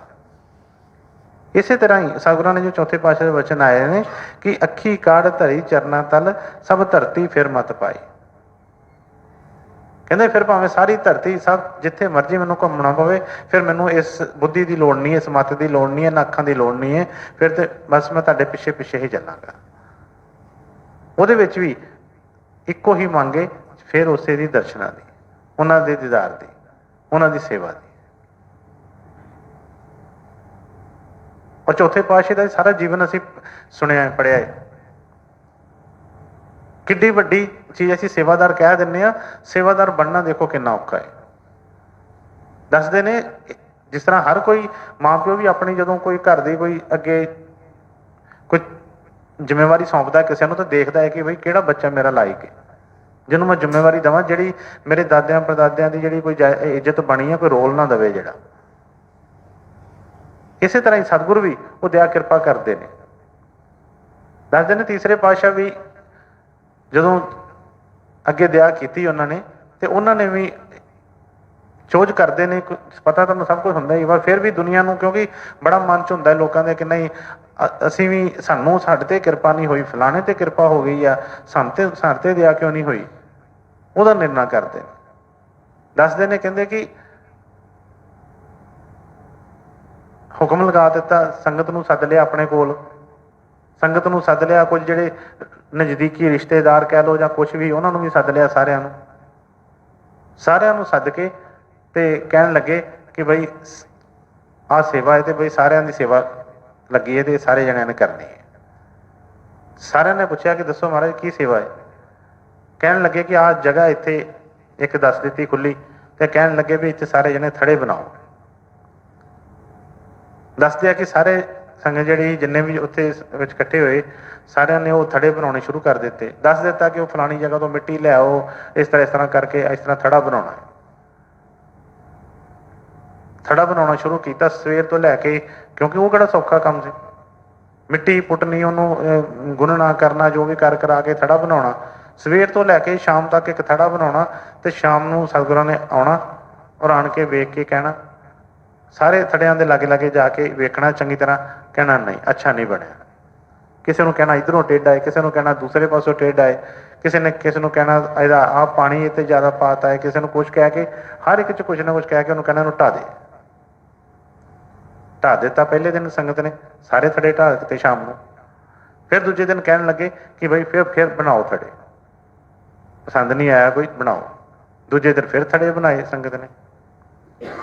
ਜਦੋਂ ਕੋਈ 2 ਦਿਨ 3 ਦਿਨ 4 ਦਿਨ ਇਸ ਤਰ੍ਹਾਂ ਲੰਘੇ, ਤੇ ਹੌਲੀ ਹੌਲੀ ਜਿਹੜੀ ਸੰਗਤ ਸੀ ਜਾਂ ਵਿੱਚ ਜਿਹੜੇ ਆਪਣੇ ਆਪ ਨੂੰ ਉੱਪਰੋਂ ਸੇਵਾਦਾਰ ਮੰਨਦੇ ਆ, ਜਿਹੜੇ ਕਹਿੰਦੇ ਆ, ਜਿੰਨੀ ਅੰਦਰ ਕਮਜ਼ੋਰੀ ਸੀ ਉਨੀ ਉਹ ਚੀਜ਼ਾਂ ਪਹਿਲਾਂ ਆਇਆ ਮਨ 'ਚ, ਕਿ ਕਿਉਂਕਿ ਕੋਈ ਛੋਟੀ ਏਜ ਨਹੀਂ। ਉਸ ਵੇਲੇ ਜਦੋਂ ਤੀਸਰੇ ਪਾਤਸ਼ਾਹ ਦੂਸਰੇ ਪਾਤਸ਼ਾਹ ਦੀ ਸੰਗਤ 'ਚ ਆਏ ਸੀ, ਉਦੋਂ ਹੀ ਕਹਿੰਦੇ 70-72 ਸਾਲ ਦੀ ਉਦੋਂ ਏਜ ਸੀ। ਤੇ ਜਦੋਂ ਇਹ ਚੱਲੇ, ਉਹ ਇਤਿਹਾਸ 'ਚ ਦੱਸਿਆ ਕਿ 100 ਤੋਂ ਵੀ ਉੱਪਰ ਉਹਨਾਂ ਦੀ ਏਜ ਸੀ। ਹੁਣ ਜਦੋਂ ਉਹ ਸੇਵਾ ਲਗਾਈ ਹੈ, ਦੂਸਰੇ ਦਿਨ ਹੋ ਗਏ, ਤੀਸਰੇ ਦਿਨ, 4 ਦਿਨ 5 ਦਿਨ ਲੰਘ ਗਏ, ਤੇ ਸੰਗਤ ਦੇ ਮਨ 'ਚ ਆਉਣਾ ਸ਼ੁਰੂ ਹੋਇਆ ਕਿ ਬਜ਼ੁਰਗ ਹੋ ਗਏ ਨੇ ਜ਼ਿਆਦਾ, ਅੱਖਾਂ ਵੀ ਇੰਨੀਆਂ ਕੰਮ ਨਹੀਂ ਕਰਦੀਆਂ, ਮੱਤ ਵੀ ਮੇਰੇ ਖਿਆਲ ਇਹਨਾਂ ਦੀ ਇੱਦਾਂ ਹੀ ਆ, ਤੇ ਇਹਨਾਂ ਨੂੰ ਪਤਾ ਨਹੀਂ ਲੱਗ ਰਿਹਾ। ਹੁਣ ਜਿਸ ਤਰ੍ਹਾਂ ਉਹ ਕਹਿ ਦਿੰਦੇ ਨੇ 70 ਸਾਲ ਤੋਂ ਉੱਪਰ ਬੰਦਾ ਜਾ ਕੇ ਉਹਦੀ ਯਾਦਦਾਸ਼ਤ ਕਮਜ਼ੋਰ ਹੋ ਜਾਂਦੀ ਆ, ਪਤਾ ਨਹੀਂ ਚੱਲਦਾ ਉਹਨੂੰ, ਤੇ ਕਹਿੰਦੇ 70 ਗਿਆ। ਕਹਿਣ ਲੱਗੇ ਕਿ ਇਹ ਤੇ ਕੋਈ ਲੱਗਦਾ ਹੈ ਕਿ ਕੋਈ ਦਿਮਾਗ 'ਚ ਕੋਈ ਫਰਕ ਪੈ ਗਿਆ, ਅੱਖਾਂ 'ਚ ਨਹੀਂ ਫਰਕ, ਪਤਾ ਨਹੀਂ ਕੀ ਗੱਲ ਏ। ਤੇ ਹੌਲੀ ਹੌਲੀ ਵਿੱਚੋਂ ਜਿਹੜੇ ਸੀ ਸੰਗਤ ਜਾਣੀ ਸ਼ੁਰੂ ਹੋ ਗਈ। ਕੋਈ ਸਾਡੇ ਵਰਗੇ ਕੋਈ 3 ਦਿਨ ਬਾਅਦ, ਕੋਈ 4 ਦਿਨ ਬਾਅਦ, ਕੋਈ 5 ਦਿਨ ਬਾਅਦ, ਇਸ ਤਰ੍ਹਾਂ ਛੱਡਦੇ ਗਏ। ਤੇ ਅਸੀਂ ਸਾਰਿਆਂ ਨੇ ਇਤਿਹਾਸ 'ਚ ਦੇਖਿਆ ਪੜ੍ਹਿਆ ਹੈ, ਕਹਿੰਦੇ 70 ਵਾਰ ਥੜੇ ਬਣਾਏ। 70 ਮਤਲਬ ਕਿ 2 ਮਹੀਨੇ ਰੋਜ਼ ਦਾ ਇੱਕ ਥੜਾ ਬਣਦਾ ਸੀ, 2 ਮਹੀਨੇ ਤੋਂ ਉੱਪਰ ਵੀ 10 ਦਿਨ। ਅਸੀਂ ਸੋਚ ਕੇ ਦੇਖੀਏ, ਸਾਨੂੰ ਇੱਕੋ ਹੀ ਸੇਵਾ ਕਹੀ ਜਾਵੇ, ਇਹ ਤੇ ਵੱਡੀ ਗੱਲ ਹੈ। ਸਾਨੂੰ ਕੋਈ ਇਹੋ ਹੀ ਗੱਲ ਕਹੀ ਜਾਵੇ ਕਿ ਕੋਈ ਆਹ ਚੀਜ਼ ਲਿਆਓ ਜੀ, ਇੱਥੇ ਮਿੱਟੀ ਦੀ ਢੇਰੀ ਲਾ ਦਿਓ, ਉੱਦਾਂ ਹੀ ਤੇ ਸਵੇਰੇ ਸੁੱਟ ਦਿਓ, ਜਾਂ ਸਾਨੂੰ ਇੱਕ ਜਗ੍ਹਾ ਤੋਂ ਦੂਜੀ ਜਗ੍ਹਾ ਤੇ ਦੱਸਿਆ ਜਾਵੇ, ਦੂਜੀ ਤੋਂ ਤੀਜੀ, ਤੇ ਸਾਡਾ ਵੀ ਦਿਮਾਗ ਘੁੰਮ ਜਾਣਾ ਦੂਜੇ ਤੀਜੇ ਦਿਨ ਕਿ ਇਹ ਹੁੰਦਾ ਕੀ ਪਿਆ। ਮੈਂ ਕਈ ਵਾਰੀ ਦੱਸਿਆ, ਸਤਿਗੁਰਾਂ ਦੇ ਦਰਬਾਰ ਦੇ ਵਿੱਚ ਇੱਥੇ ਭੰਡਾਰੇ ਤੇ ਸੇਵਾ ਲੱਗਣੀ, ਜਿਹੜੇ ਕੋਈ ਪੁਰਾਣੇ ਸੇਵਾਦਾਰ ਬੈਠੇ ਆ ਉਹਨਾਂ ਨੂੰ ਪਤਾ ਸਾਰਿਆਂ ਨੂੰ, ਗੁਰੂ ਮਹਾਰਾਜ ਨੇ ਮੌਜ 'ਚ ਕੀ ਕਰਨਾ ਕਿ ਜਦੋਂ ਭੰਡਾਰੇ ਦੇ ਦਿਨ ਹੋਣੇ, ਤੇ ਗੁਰੂ ਮਹਾਰਾਜ ਨੇ ਕੋਈ ਨਾ ਕੋਈ ਐਸੀ ਬਜਰੀ ਮੰਗਾ ਲੈਣੀ, ਕੋਈ ਰੇਤਾ ਮੰਗਾ ਲੈਣੀ ਟਰੱਕਾਂ ਦੇ, ਤੇ ਲਿਆ ਕੇ ਤੇ ਉਹਨੂੰ ਬਾਹਰਲੇ ਗੇਟ ਦੇ ਲਾਗੇ ਸਟਾ ਦੇਣਾ। ਉੱਥੇ ਕੰਮ ਤੇ ਕੋਈ ਨਾ ਕੋਈ ਚੱਲਦਾ ਰਹਿੰਦਾ ਸੀ ਦਰਬਾਰ 'ਚ, ਉੱਥੇ ਸਟਾ ਦੇਣੀ। ਤੇ ਜਦੋਂ ਸੰਗਤ ਨੇ ਆਉਣਾ, ਤੇ ਗੁਰੂ ਮਹਾਰਾਜ ਨੇ ਬਾਲਟੇ ਨਵੇਂ ਮੰਗਾਉਣੇ, ਸਕਈਆਂ ਨਵੀਆਂ ਮੰਗਾਉਣੀਆਂ, ਸੇਵਾਦਾਰਾਂ ਨੂੰ ਕਹਿਣਾ ਕਿ ਉੱਥੋਂ ਲੈ ਕੇ ਤੇ ਬਈ ਇੱਧਰ ਪਿਛਲੇ ਬੰਨੇ ਹਾਲ ਦੇ ਪਿੱਛੇ ਇੱਥੇ ਇਹਨੂੰ ਸੁੱਟੋ। ਸਵੇਰ ਤੋਂ ਲੈ ਕੇ ਸ਼ਾਮ ਤੱਕ ਇੱਥੇ ਸੁੱਟਣਾ, ਫਿਰ ਸ਼ਾਮਾਂ ਦੀਆਂ ਪੈਣੀਆਂ ਜਾਂ ਸਵੇਰ ਦਿਨ ਚੜ੍ਹਨਾ, ਕਹਿਣਾ ਕਾਕਾ ਇੱਥੇ ਤੇ ਆ ਲੰਗਰ ਬਣਨਾ ਸੀ, ਇੱਥੇ ਸੇਵਾਦਾਰਾਂ ਨੇ ਲੰਘਣਾ ਸੀ, ਇੱਥੋਂ ਚੁੱਕੀ ਆਪਾਂ ਉਹ ਪਿਛਲੇ ਬੰਨੇ ਉੱਥੇ ਰੱਖੀਏ। ਸਾਨੂੰ ਪਤਾ ਹੀ ਹੈ ਜਿਹੜੇ ਜਿਹੜੇ ਸੇਵਾਦਾਰ ਬੈਠੇ ਵਿੱਚ ਜਾਣ ਕਿ ਕਲਪ ਜਾਣਾ, ਮਨ ਕਲਪ ਜਾਣਾ। ਕਈਆਂ ਸੇਵਾਦਾਰਾਂ ਨੇ ਤੇ ਇੱਥੋਂ ਤੱਕ ਕਹਿ ਦੇਣਾ ਕਿ ਪਤਾ ਨਹੀਂ ਲੱਗਦਾ, ਟਰੱਕ ਸਿੱਧਾ ਨਹੀਂ ਉੱਥੇ ਜਾ ਸਕਦਾ ਪਿੱਛੇ, ਇੱਥੇ ਲਵਾ ਦਿੰਦੇ ਆ। ਔਰ ਇੱਕ ਵਾਰੀ ਹੋਏ ਤਾਂ ਵੀ ਹਰ ਭੰਡਾਰੇ ਤੇ ਇੱਦਾਂ ਹੀ ਕਰਦੇ ਨੇ। ਜਦੋਂ ਕੋਈ ਐਸਾ ਕੋਈ ਸੰਗਤ ਕਹੇ ਉਦੋਂ ਇਸ ਤਰ੍ਹਾਂ ਦੇ ਕੋਈ ਕਰਦੇ ਨੇ, ਤੇ ਉਹਨਾਂ ਨੇ ਆਣ ਕੇ ਜਿਹੜੇ ਕੋਈ ਡੇਰੇ ਦੇ ਕੋਈ ਸੇਵਾਦਾਰ ਹੋਣੇ ਮੋਤਬਰ, ਕਈਆਂ ਨੇ ਉਹਨਾਂ ਨੂੰ ਗਾਲਾਂ ਕੱਢੀਆਂ ਨੇ, ਕਹਿਣਾ ਤੁਹਾਨੂੰ ਨਹੀਂ, ਤੁਹਾਡਾ ਨਹੀਂ ਦਿਮਾਗ ਕੰਮ ਕਰਦਾ, ਤੁਸੀਂ ਪੁੱਠੀਆਂ ਸਕੀਮਾਂ ਦਿੰਦੇ ਰਹਿੰਦੇ ਹੋ, ਕਿਸੇ ਨੇ ਕੁਛ ਕਹਿਣਾ, ਕਿਸੇ ਨੇ ਕੁਝ ਕਹਿਣਾ। ਪਰ ਇਹ ਨਹੀਂ ਕਿਸੇ ਨੇ ਸੋਚਣਾ ਕਿ ਬਈ ਸਤਿਗੁਰ ਤੇ ਸੇਵਾ ਲਗਾ ਰਹੇ ਨੇ ਤੇ ਅਸੀਂ ਆਏ ਕੀ ਕਰਨਾ। ਉਹਨਾਂ ਨੇ ਕਿ ਸਾਡੇ ਕੋਲ ਲੈਣਾ, ਟਰੱਕ ਸਿੱਧੇ ਵੀ ਜਾ ਸਕਦੇ ਆ, ਪਰ ਸੇਵਾ ਦੀ ਗੱਲ ਹੋ ਰਹੀ ਹੈ, ਸੇਵਾਦਾਰ ਦੀ ਗੱਲ ਹੋ ਰਹੀ ਹੈ। ਤੇ ਜਦੋਂ ਉਹ ਥੜੇ ਬਣਾਏ 5 ਦਿਨ 10 ਦਿਨ ਕਰਦਿਆਂ ਕਰਦਿਆਂ ਸੰਗਤ ਜਿਹੜੀ ਸੀ ਹੌਲੀ ਹੌਲੀ ਸ਼ੁਰੂ ਹੋ ਗਈ ਜਾਣੀ, ਕਰਦਿਆਂ ਕਰਦਿਆਂ ਨਿਕਲਦੇ ਨਿਕਲਦਾ ਦਿਨ ਮਹੀਨਾ ਨਿਕਲਿਆ, 1.5 ਮਹੀਨਾ ਨਿਕਲਿਆ, ਸਭ ਖਾਲੀ, ਸਭ ਮਹੀਨਾ ਵੀ ਕਿਤੇ ਮਤਲਬ ਸੰਗਤ ਪਹਿਲਾਂ ਹੀ ਸਾਰੀ ਜਿਹੜੀ ਚਲੇ ਗਈ। ਲੇਕਿਨ ਚੌਥੇ ਪਾਤਸ਼ਾਹ ਗੁਰੂ ਰਾਮਦਾਸ ਸਿਰ ਸੇਵਾ 'ਚ ਰਹਿ ਗਏ। ਰੋਜ਼ ਥੜਾ ਬਣਾਉਣਾ, ਰੋਜ਼ ਸਤਿਗੁਰਾਂ ਨੇ ਆਉਣਾ, ਕਹਿਣਾ ਨਹੀਂ ਅਜੇ ਨਹੀਂ ਬਣਿਆ, ਫਿਰ ਢਾਹ ਦੇਣਾ। ਸੰਗਤ ਨੇ ਵੀ ਆਣ ਕੇ ਕਹਿਣਾ ਸ਼ੁਰੂ ਕਰਤਾ, ਕੋਈ ਰਿਸ਼ਤੇਦਾਰਾਂ ਨੇ ਵੀ ਕਹਿਣਾ ਸ਼ੁਰੂ ਕਰਤਾ ਕਿ ਤੇਰੀ ਵੀ ਮੱਤ ਮਾਰੀ ਗਈ ਹੈ। ਉਹਨਾਂ ਦਾ ਤਾਂ ਦਿਮਾਗ ਇਸ ਤਰ੍ਹਾਂ ਹੋ ਗਿਆ ਕਿ ਤੇਰਾ ਵੀ ਦਿਮਾਗ ਇਸ ਤਰ੍ਹਾਂ ਦਾ ਹੋ ਗਿਆ, ਛੱਡ ਪਰਾਂ, ਛੱਡ ਚੱਲ, ਤੂੰ ਕੀ ਕਰਦਾ ਪਿਆ ਇੱਥੇ। ਬੜਾ ਕੁਛ ਉਹਨਾਂ ਨੂੰ ਕਿਹਾ, ਪਰ ਉਹਨਾਂ ਨੇ ਇੱਕੋ ਹੀ ਗੱਲ ਕਿ ਬਈ ਜੋ ਕਹਿਣਾ ਮੈਨੂੰ ਕਹਿ ਲਓ, ਮੇਰੇ ਸਤਿਗੁਰਾਂ ਬਾਰੇ ਕੋਈ ਬਚਨ ਨਾ ਕਰਿਓ। ਕੋਈ ਇੱਕੋ ਹੀ ਕਿਹਾ ਕਿ ਬਈ ਜੇ ਸਾਰੀ ਦੁਨੀਆ ਨੂੰ ਚਲਾਉਣ ਵਾਲਾ ਉਹਦੀ ਮੱਤ ਟਿਕਾਣੇ ਤੇ ਨਹੀਂ ਹੈਗੀ, ਤੇ ਫਿਰ ਸਾਡੀ ਮੱਤ ਟਿਕਾਣੇ ਤੇ ਰਹਿ ਗਈ। ਫਿਰ ਕਹਿਣ ਲੱਗੇ ਮੈਨੂੰ 2 4 10 100 ਕੀ ਸਾਰੀ ਉਮਰ ਵੀ ਮੈਨੂੰ ਕਹਿੰਦੇ ਰਹਿਣ, ਕਹਿੰਦੇ ਮੈਂ ਤੇ ਸੇਵਾ ਕਰਨੀ ਹੈ, ਮੇਰੇ ਵੱਲੋਂ ਜਿਹੜੀ ਮਰਜ਼ੀ ਸੇਵਾ ਲੈਣ ਮੇਰੇ ਕੋਲੋਂ, ਭਾਵੇਂ ਇੱਕੋ ਹੀ ਸੇਵਾ ਮੇਰੇ ਕੋਲ ਬਾਰ-ਬਾਰ ਲੈਣ, ਮੈਂ ਕੀ ਕਰਨਾ ਇਸ ਚੀਜ਼ ਨੂੰ। ਆਉਣ ਲੱਗੇ ਕਿ ਬਈ ਜਿਹੜੀ ਵੀ ਸੇਵਾ ਹੈ, ਜੋ ਮੈਨੂੰ ਬਖਸ਼ੀ ਹੈ ਸੇਵਾ, ਮੈਂ ਉਹਦੇ 'ਚ ਖੁਸ਼ ਹਾਂ, ਤੁਸੀਂ ਮੇਰਾ ਫਿਕਰ ਨਾ ਕਰੋ, ਤੁਸੀਂ ਜਿੰਨੇ ਜਾਣਾ ਜਾਓ, ਮੈਨੂੰ ਕੋਈ ਲੋੜ ਨਹੀਂ ਹੈਗੀ। ਔਰ ਦੱਸਦੇ ਨੇ 72 ਵਾਰ ਥੜੇ ਬਣਾਏ ਤੇ ਫਿਰ ਢਾਏ। ਪਰ ਕਹਿਣਾ ਬੜਾ ਸੌਖਾ ਹੈ, ਸੁਣਨਾ ਬੜਾ ਸੌਖਾ ਹੈ, ਉਹ ਤੇ ਚੱਲਣਾ ਬੜਾ ਮੁਸ਼ਕਿਲ ਹੈ। ਪਰ ਜਿਨ੍ਹਾਂ ਨੇ ਕੀਤਾ, ਕਿਉਂਕਿ ਉਹਨੇ ਕਿਹਾ ਕਿ ਇਹ ਕਰਨੀ का भेद है, ਨਾ ਹੀ ਬੁੱਧ ਵਿਚਾਰ, ਬੁੱਧ ਛੋੜ ਕਰਨੀ ਕਰੋ ਤਾਂ ਪਾਓ ਕੁਛ ਸਾਰ। ਇਹ ਕਰਨੀ ਦਾ ਮੱਤ ਆ, ਕਥਨੀ ਦਾ ਨਹੀਂ। ਕਹਿਣ ਨੂੰ ਗੱਲਾਂ ਤੇ ਬੜੀਆਂ ਸਾਖੀਆਂ ਕਥਾ ਸੁਣ ਵੀ ਲਵਾਂਗੇ, ਸੁਣਾ ਵੀ ਲਵਾਂਗੇ, ਪਰ ਜਦੋਂ ਤੱਕ ਅਸੀਂ ਉਸ ਚੀਜ਼ ਤੇ ਆਉਂਦੇ ਨਹੀਂ, ਉਦੋਂ ਤੱਕ ਉਹ ਜਿਹੜੀ ਦਇਆ ਕਿਰਪਾ ਜਿਹੜੀ ਨਹੀਂ ਗੱਲ ਬਣਦੀ, ਮਨ ਨੂੰ ਉਹ ਚੀਜ਼ ਨਹੀਂ ਮਿਲਦੀ। ਤੇ ਉਹਦੇ ਵਾਸਤੇ ਉਹਨੇ ਕਿਹਾ ਕਿ ਅੱਖੀ ਕਾਢ ਧਰੀ ਚਰਨਾ ਤਲ, ਸਭ ਧਰਤੀ ਫਿਰ ਮਤ ਪਾਈ। ਕੀ ਲੋੜ ਅੱਖਾਂ, ਜਿੱਥੇ ਸਤਿਗੁਰਾਂ ਨੇ ਵਚਨ ਕਰਤਾ ਜਦੋਂ ਅਸੀਂ ਉੱਥੇ ਹੀ ਖਲੋਣਾ ਹੈ। ਫਿਰ ਉਹਨਾਂ ਦਾ ਸਹਾਰਾ, ਉਹਨਾਂ ਦਾ ਪੱਲਾ ਜਦੋਂ ਫੜਿਆ ਹੈ, ਤੇ ਕੀ ਫਿਰ ਸਾਨੂੰ ਆਪਣੇ ਦਿਮਾਗ ਦੀ ਲੋੜ ਨਹੀਂ ਹੈਗੀ, ਫਿਰ ਆਪਣੇ ਬੁੱਧ ਦੀ, ਫਿਰ ਇਹਨਾਂ ਅੱਖਾਂ ਦੀ ਲੋੜ ਨਹੀਂ ਹੈ ਕੀ ਸਹੀ ਹੋ ਰਿਹਾ ਕੀ ਗਲਤ ਹੋ ਰਿਹਾ ਹੈ। ਕਿਉਂਕਿ ਸੰਗਤ ਦੇ ਵਿੱਚ ਆਮ ਇਹੋ ਹੀ ਉਲਝਣਾਂ ਰਹਿੰਦੀਆਂ ਨੇ। ਅਸੀਂ ਅੱਗੇ ਕਿਉਂ ਨਹੀਂ ਵੱਧਦੇ? ਕਿਉਂਕਿ ਸਾਡੀਆਂ ਇਹ ਅੱਖਾਂ ਕਦੀ ਕੱਢੀਆਂ ਨਹੀਂ ਅਸੀਂ ਬਾਹਰ, ਇੰਨਾ ਕਦੀ ਭਾਵ ਵੀ ਨਹੀਂ ਆਇਆ ਕਿ ਇਹਨਾਂ ਅੱਖਾਂ ਨੂੰ ਸੁੱਟੀਏ ਭਵਾ ਕੇ ਕਰਨਾ ਕੀ ਅਸੀਂ। ਜੇ 4 ਜਣੇ ਕਹਿ ਦਿੰਦੇ ਨੇ ਆਹ ਸਹੀ ਹੈ, ਤੇ ਅਸੀਂ ਮਗਰ ਲੱਗ ਜਾਂਦੇ ਹਾਂ ਵੀ ਅਸੀਂ ਇਹੋ ਹੀ ਸਹੀ ਹੈ। ਜੇ ਕੋਈ ਕਹਿੰਦਾ ਗਲਤ ਹੈ, ਤੇ ਹਾਂ ਇਹ ਗਲਤ ਹੈ। ਕਦੀ ਇਹ ਜਾਣਨ ਦੀ ਕੋਸ਼ਿਸ਼ ਨਹੀਂ ਕੀਤੀ ਕਿ ਬਈ ਸਤਿਗੁਰਾਂ ਦੀ ਕੀ ਮੌਜ ਹੈ, ਉਹਨਾਂ ਦੇ ਬਚਨਾਂ ਦੇ ਮੁਤਾਬਕ ਇਹ ਚੀਜ਼ ਹੈਗੀ ਹੈ ਕਿ ਨਹੀਂ ਹੈਗੀ। ਜੇ ਤਾਂ ਉਹਨਾਂ ਦੇ ਬਚਨਾਂ ਮੁਤਾਬਕ ਹੈ, ਤੇ ਫਿਰ ਸਭ ਕੁਝ ਠੀਕ ਹੀ ਹੈ, ਭਾਵੇਂ ਸਾਨੂੰ 100 ਵਾਰੀ ਗਲਤ ਲੱਗਦੀ ਹੋਵੇ। ਪਰ ਅਸੀਂ ਕਿਉਂਕਿ ਸੇਵਾਦਾਰ ਨਹੀਂ ਹੈ ਅਸੀਂ, ਔਰ ਜਿੰਨੀਆਂ ਵੀ ਬਖਸ਼ਿਸ਼ਾਂ ਨੇ ਉਹ ਸਾਰੀਆਂ ਸੇਵਾਦਾਰ ਵਾਸਤੇ ਹੁੰਦੀਆਂ ਨੇ, ਸਿੱਖ ਵਾਸਤੇ ਹੁੰਦੀਆਂ ਨੇ। ਜਿਹੜੇ ਬਾਣੀ 'ਚ ਬਚਨ ਫਰਮਾਇਆ ਕਿ ਗੁਰੂ ਕਾ ਸੇਵਕ ਦਹਿ ਦਿਸ ਜਾਪੇ, ਗੁਰੂ ਕੇ ਸੇਵਕ ਕੋ ਦੁੱਖ ਨਾ ਵਿਆਪੇ, ਉਹ ਕਿਹਦੇ ਵਾਸਤੇ ਹੈ? ਸਾਰੀਆਂ ਬਖਸ਼ਿਸ਼ਾਂ ਸਿੱਖ ਵਾਸਤੇ, ਸੇਵਕ ਵਾਸਤੇ। ਜਦੋਂ ਅਸੀਂ ਸਿੱਖ ਬਣ ਜਾਵਾਂਗੇ, ਸੇਵਕ ਬਣ ਜਾਵਾਂਗੇ, ਉਹ ਚੀਜ਼ਾਂ ਸਾਨੂੰ ਵੀ ਮਿਲਣਗੀਆਂ। ਸਾਨੂੰ ਸੇਵਾ ਕਰਦਿਆਂ, ਸਿਮਰਨ ਕਰਦਿਆਂ, ਸਭ ਕੁਛ ਸੇਵਾ ਦੇ ਵਿੱਚ ਵਿਚਰਦਿਆਂ ਵੀ ਸਾਨੂੰ ਉਹ ਸੁੱਖ ਸ਼ਾਂਤੀ ਨਹੀਂ ਮਿਲਦੀ। ਕਦੇ ਕਰਕੇ, ਕਿਉਂਕਿ ਉੱਪਰੋਂ ਉੱਪਰੋਂ ਚੱਲਦੇ ਆ, ਹਿਰਦੇ ਤੋਂ ਅਸੀਂ ਉਹ ਅਜੇ ਸ਼ਰਨ 'ਚ ਨਹੀਂ ਆਏ। ਉਦੋਂ ਤੱਕ ਇਹ ਦੁੱਖ ਸੁੱਖ ਫਿਰ ਇਸੇ ਤਰ੍ਹਾਂ ਹੀ ਲੱਗ ਰਹਿੰਦੇ ਨੇ। ਹਾਂਜੀ। ਅੱਖੀਂ ਕਾਢ ਲਾਡ ਤਰੀ ਚਰਨਾਤਲ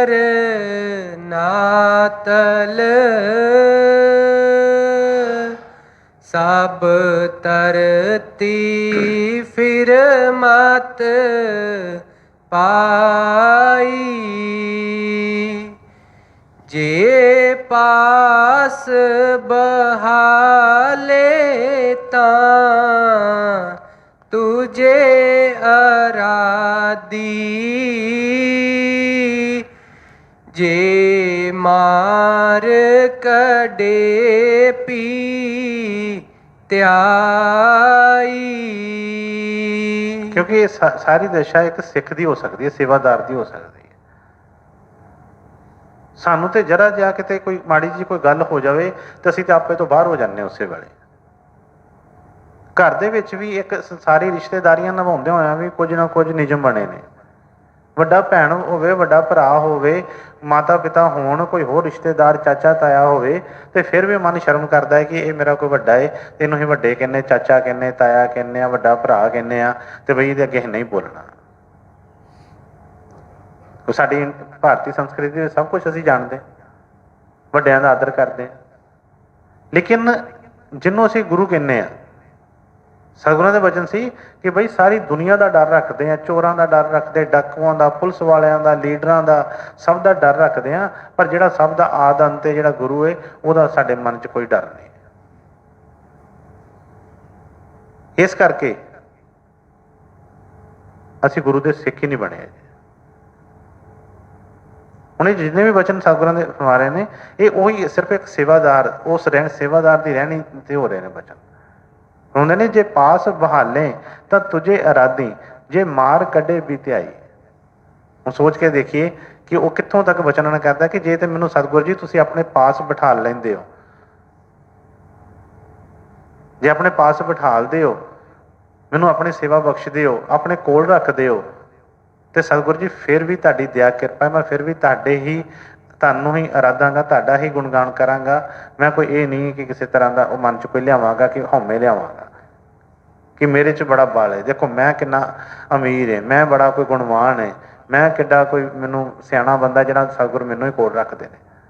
ਇਹੋ ਜਿਹੇ ਮੰਨਣ 'ਚ ਨਹੀਂ, ਮੈਂ ਸਿਰਫ ਤੁਹਾਡੀ ਅਰਾਧਨਾ ਵੱਲ ਹੀ ਧਿਆਨ ਰੱਖਾਂਗਾ। ਤੇ ਅੱਗੇ ਕੀ ਫਰਮਾਇਆ, ਜੇ ਮਾਰ ਕੱਢੇ ਵੀ ਧਿਆਈ, ਕਿ ਜੇ ਸਤਿਗੁਰੂ ਜੀ ਮੈਨੂੰ ਧੱਕੇ ਮਾਰ ਕੇ ਤੁਸੀਂ ਬਾਹਰ ਵੀ ਕੱਢ ਦਿੰਦੇ ਹੋ ਤੇ ਮਨ 'ਚ ਰੋਸ ਨਹੀਂ ਲਿਆਵਾਂਗਾ। ਕੋਈ ਇਹ ਨਹੀਂ ਕਹਾਂਗਾ ਕਿ ਜਦੋਂ ਤੱਕ ਮੇਰੀਆਂ ਗੱਲਾਂ ਮੰਨੀਆਂ ਜਾ ਰਹੀਆਂ ਨੇ ਉਦੋਂ ਤੱਕ ਤੇ ਮੇਰਾ ਗੁਰੂ ਹੈ, ਉਦੋਂ ਤੱਕ ਤੇ ਬੜੀ ਸ਼ੋਭਾ ਹੈ, ਤੇ ਜੇ ਮੈਨੂੰ ਕੋਈ ਮਾਰ ਪੈਂਦੀ ਹੈ ਜਾਂ ਕਿਸੇ ਤਰ੍ਹਾਂ, ਤੇ ਫਿਰ ਮੈਂ ਕੋਈ ਨਿੰਦਿਆ ਕਰਨੀ ਸ਼ੁਰੂ ਕਰ ਦਾਂਗਾ, ਫਿਰ ਮੈਂ ਬੁਰਾ ਭਲਾ ਕੋਈ ਕਹਿਣਾ ਸ਼ੁਰੂ ਕਰ ਦੇਵਾਂਗਾ ਕਿ ਇਸ ਤਰ੍ਹਾਂ ਹੋ ਗਿਆ ਗੁਰੂ ਕਾ ਦਾ, ਆਹ ਕਿਸ ਤਰ੍ਹਾਂ, ਉਹ ਕਿਸ ਤਰ੍ਹਾਂ। ਕਹਿੰਦੇ ਫਿਰ ਵੀ ਸਤਿਗੁਰੂ ਜੀ ਤੁਹਾਨੂੰ ਹੀ ਧਿਆਵਾਂਗਾ। ਜੋ ਮੈਂ ਪਿੱਛੇ ਬੇਨਤੀ ਕੀਤੀ ਸੀ ਕਿ ਇੱਕ ਇੱਕ ਵਚਨ ਅਸੀਂ ਆਪਣੇ ਉੱਤੇ ਘਟਾ ਕੇ ਦੇਖਣਾ ਹੈ ਕਿ ਬਈ ਸਾਡੀ ਦਸ਼ਾ ਇਸ ਤਰ੍ਹਾਂ ਦੀ ਹੈਗੀ। ਜੇ ਤੇ ਅਸੀਂ ਉਹਦੇ ਤੇ ਪੂਰੇ ਹੈਗੇ ਤਾਂ ਫਿਰ ਵਾਕਈ ਹੀ ਅਸੀਂ ਵੀ ਸਿੱਖ ਹਾਂ ਤੇ ਸਤਿਗੁਰਾਂ ਦੀ ਕਿਰਪਾ ਜ਼ਰੂਰ ਹੋਏਗੀ। ਪਰ ਜਿੰਨੀ ਜਿੰਨੀ ਸਾਡੇ 'ਚ ਕਮੀ ਪੇਸ਼ੀ ਹੈ, ਅਸੀਂ ਸਤਿਗੁਰਾਂ ਦੀ ਬਾਣੀ ਸੁਣ ਕੇ, ਵਚਨ ਸੁਣ ਕੇ ਆਪਣੇ ਆਪ ਵਾਸਤੇ ਬੇਨਤੀ ਕਰਨੀ ਹੈ ਕਿ ਸਤਿਗੁਰੂ ਜੀ ਬਲ ਬਖਸ਼ੋ, ਔਰ ਆਪਣਾ ਹਉਮੈ ਹੰਕਾਰ ਛੱਡ ਕੇ ਉਹੋ ਜਿਹੇ ਬਣਨ ਦੀ ਕੋਸ਼ਿਸ਼ ਕਰਨੀ। ਕਿਉਂਕਿ ਆਮ ਹੁੰਦਾ ਕੀ ਹੈ, ਜਿਸ ਤਰ੍ਹਾਂ ਕਈ ਵਾਰੀ ਅਸੀਂ ਦੇਖਦੇ ਹਾਂ ਸੰਗਤ ਦੇ ਵਿੱਚ, ਜਿਹੜਾ ਜੀ ਕਿਸੇ ਨੂੰ ਕੋਈ ਹੁਕਮ ਐਸਾ ਕੋਈ ਕਹਿ ਦਿੰਦਾ ਕਿ ਬਈ ਗੁਰੂ ਦਾ ਹੁਕਮ ਹੈ, ਇੱਥੇ ਨਹੀਂ ਖਲੋਣਾ, ਇੱਥੇ ਨਹੀਂ ਕਰਨਾ, ਇਸ ਤਰ੍ਹਾਂ ਨਹੀਂ ਕਰਨਾ, ਤੇ ਮਨ ਪਿੱਟ ਉੱਠਦਾ ਹੈ। ਕਈ ਤੇ ਸੇਵਾਦਾਰਾਂ ਨਾਲ ਇੱਕ ਦੂਜੇ ਨਾਲ ਬੋਲਣਾ ਛੱਡ ਦਿੰਦੇ ਨੇ ਕਿ ਨਹੀਂ ਤੂੰ ਹੀ ਮੈਨੂੰ ਹਰ ਵਾਰ ਟੋਕਦਾ ਹੈ, ਤੂੰ ਹੀ ਮੈਨੂੰ ਕਹਿਣਾ ਹੈ, ਹੋਰ ਨਿੰਦਿਆ ਚੁਗਲੀ ਕਰਨਾ ਸ਼ੁਰੂ ਕਰ ਦਿੰਦੇ ਨੇ। ਔਰ ਕਈ ਇੱਥੋਂ ਤੱਕ ਹੁੰਦੇ ਨੇ ਗੁਰੂ ਦਾ ਦਾਰੀ ਛੱਡ ਜਾਂਦੇ ਨੇ, ਕਹਿੰਦੇ ਲੈਣਾ ਕੀ ਹੈ, ਸਾਰੀਆਂ ਚੀਜ਼ਾਂ ਸਾਡੇ ਵਾਸਤੇ ਹੀ ਹੈ। ਇੱਥੇ ਮਨ ਜਿਹੜਾ ਆ ਮਤਲਬ ਕਿ ਕਿੱਥੋਂ ਤੱਕ ਇਹ ਜਾਂਦਾ ਹੈ। ਤੇ ਫਿਰ ਅਸੀਂ ਕਹਿੰਦੇ ਹਾਂ ਅਸੀਂ ਗੁਰੂ ਦੇ ਸਿੱਖ ਹਾਂ, ਅਸੀਂ ਸੇਵਾਦਾਰ ਹਾਂ, ਅਸੀਂ ਸੇਵਾ ਕਰਨੀ। ਜੇ ਸੇਵਾਦਾਰ ਬਣ ਜਾਈਏ ਤੇ ਬਈ ਫਿਰ ਸਾਰੇ ਉਹਦੇ ਗੁਰੂ ਦੇ ਭੰਡਾਰ, ਜੋ ਉਹਨਾਂ ਦੇ ਭੰਡਾਰ ਨੇ, ਇੱਕ ਸਿੱਖ ਵਾਸਤੇ ਨੇ, ਹੋਰ ਕਿਸੇ ਵਾਸਤੇ ਨਹੀਂ ਹੈ। ਤੇ ਉਹਨਾਂ ਨੇ ਫਰਮਾਇਆ ਕਿ ਜੇ ਪਾਸ ਬਹਾਲੇ ਤਾਂ ਤੁਝੇ ਅਰਾਧੀ, ਜੇ ਮਾਰ ਕੱਢੇ ਵੀ ਧਿਆਈ। ਜੇ ਤੂੰ ਮੈਨੂੰ ਗੁੱਸੇ ਵੀ ਹੁੰਦੇ ਹੋ, ਜੇ ਮੈਨੂੰ ਕੋਈ ਧੱਕਾ ਵੀ ਮਾਰਦੇ ਹੋ, ਤਾਂ ਸਤਿਗੁਰੂ ਜੀ ਮੇਰੇ ਤੇ ਫਿਰ ਵੀ ਬਖਸ਼ਿਸ਼, ਫਿਰ ਵੀ ਮੈਨੂੰ ਸ਼ੋਅ ਤੇ ਤੁਹਾਡੀ ਪ੍ਰਾਪਤ ਹੋਈ ਹੈ। ਜੇ ਤੁਸੀਂ ਮੈਨੂੰ ਕੋਈ ਝਿੜਕ ਮਾਰਦੇ ਹੋ ਤੇ ਬਈ ਤੁਹਾਡੇ ਹਸਤ ਕਮਲ ਮੇਰੇ ਨਾਲ ਲੱਗਦੇ, ਉਹ ਵੀ ਤੇ ਮੇਰੇ ਤੇ ਦਿਆ ਹੀ ਦਿਆ ਏ, ਕਿਰਪਾ ਹੀ ਹੈ ਮੇਰੇ ਤੇ, ਫਿਰ ਵੀ ਮੈਂ ਤੁਹਾਨੂੰ ਹੀ ਧਿਆਵਾਂਗਾ, ਫਿਰ ਵੀ ਮੈਂ ਤੁਹਾਡੇ ਅੱਗੇ ਹੀ ਨਤਮਸਤਕ ਹੋਵਾਂਗਾ। ਹਾਂਜੀ। ਜੇ ਪਾਸ ਬਹਾਲੇ ਤਾਂ ਤੁਝੇ ਅਰਾਦੀ, ਜੇ ਮਾਰ ਕਡੇ ਵੀ ਧਿਆਈ, ਜੇ ਲੋਕ ਸਲਾਹੇ ਤਾਂ ਤੇਰੀ ਉਪਮਾ, ਜੇ ਨਿੰਦੇ ਤਾਂ ਛੋੜ ਨਾ ਜਾਈ। ਦੇਖੋ ਕਿੰਨੇ ਉੱਚੇ ਵਚਨ ਨੇ ਸਿੱਖ।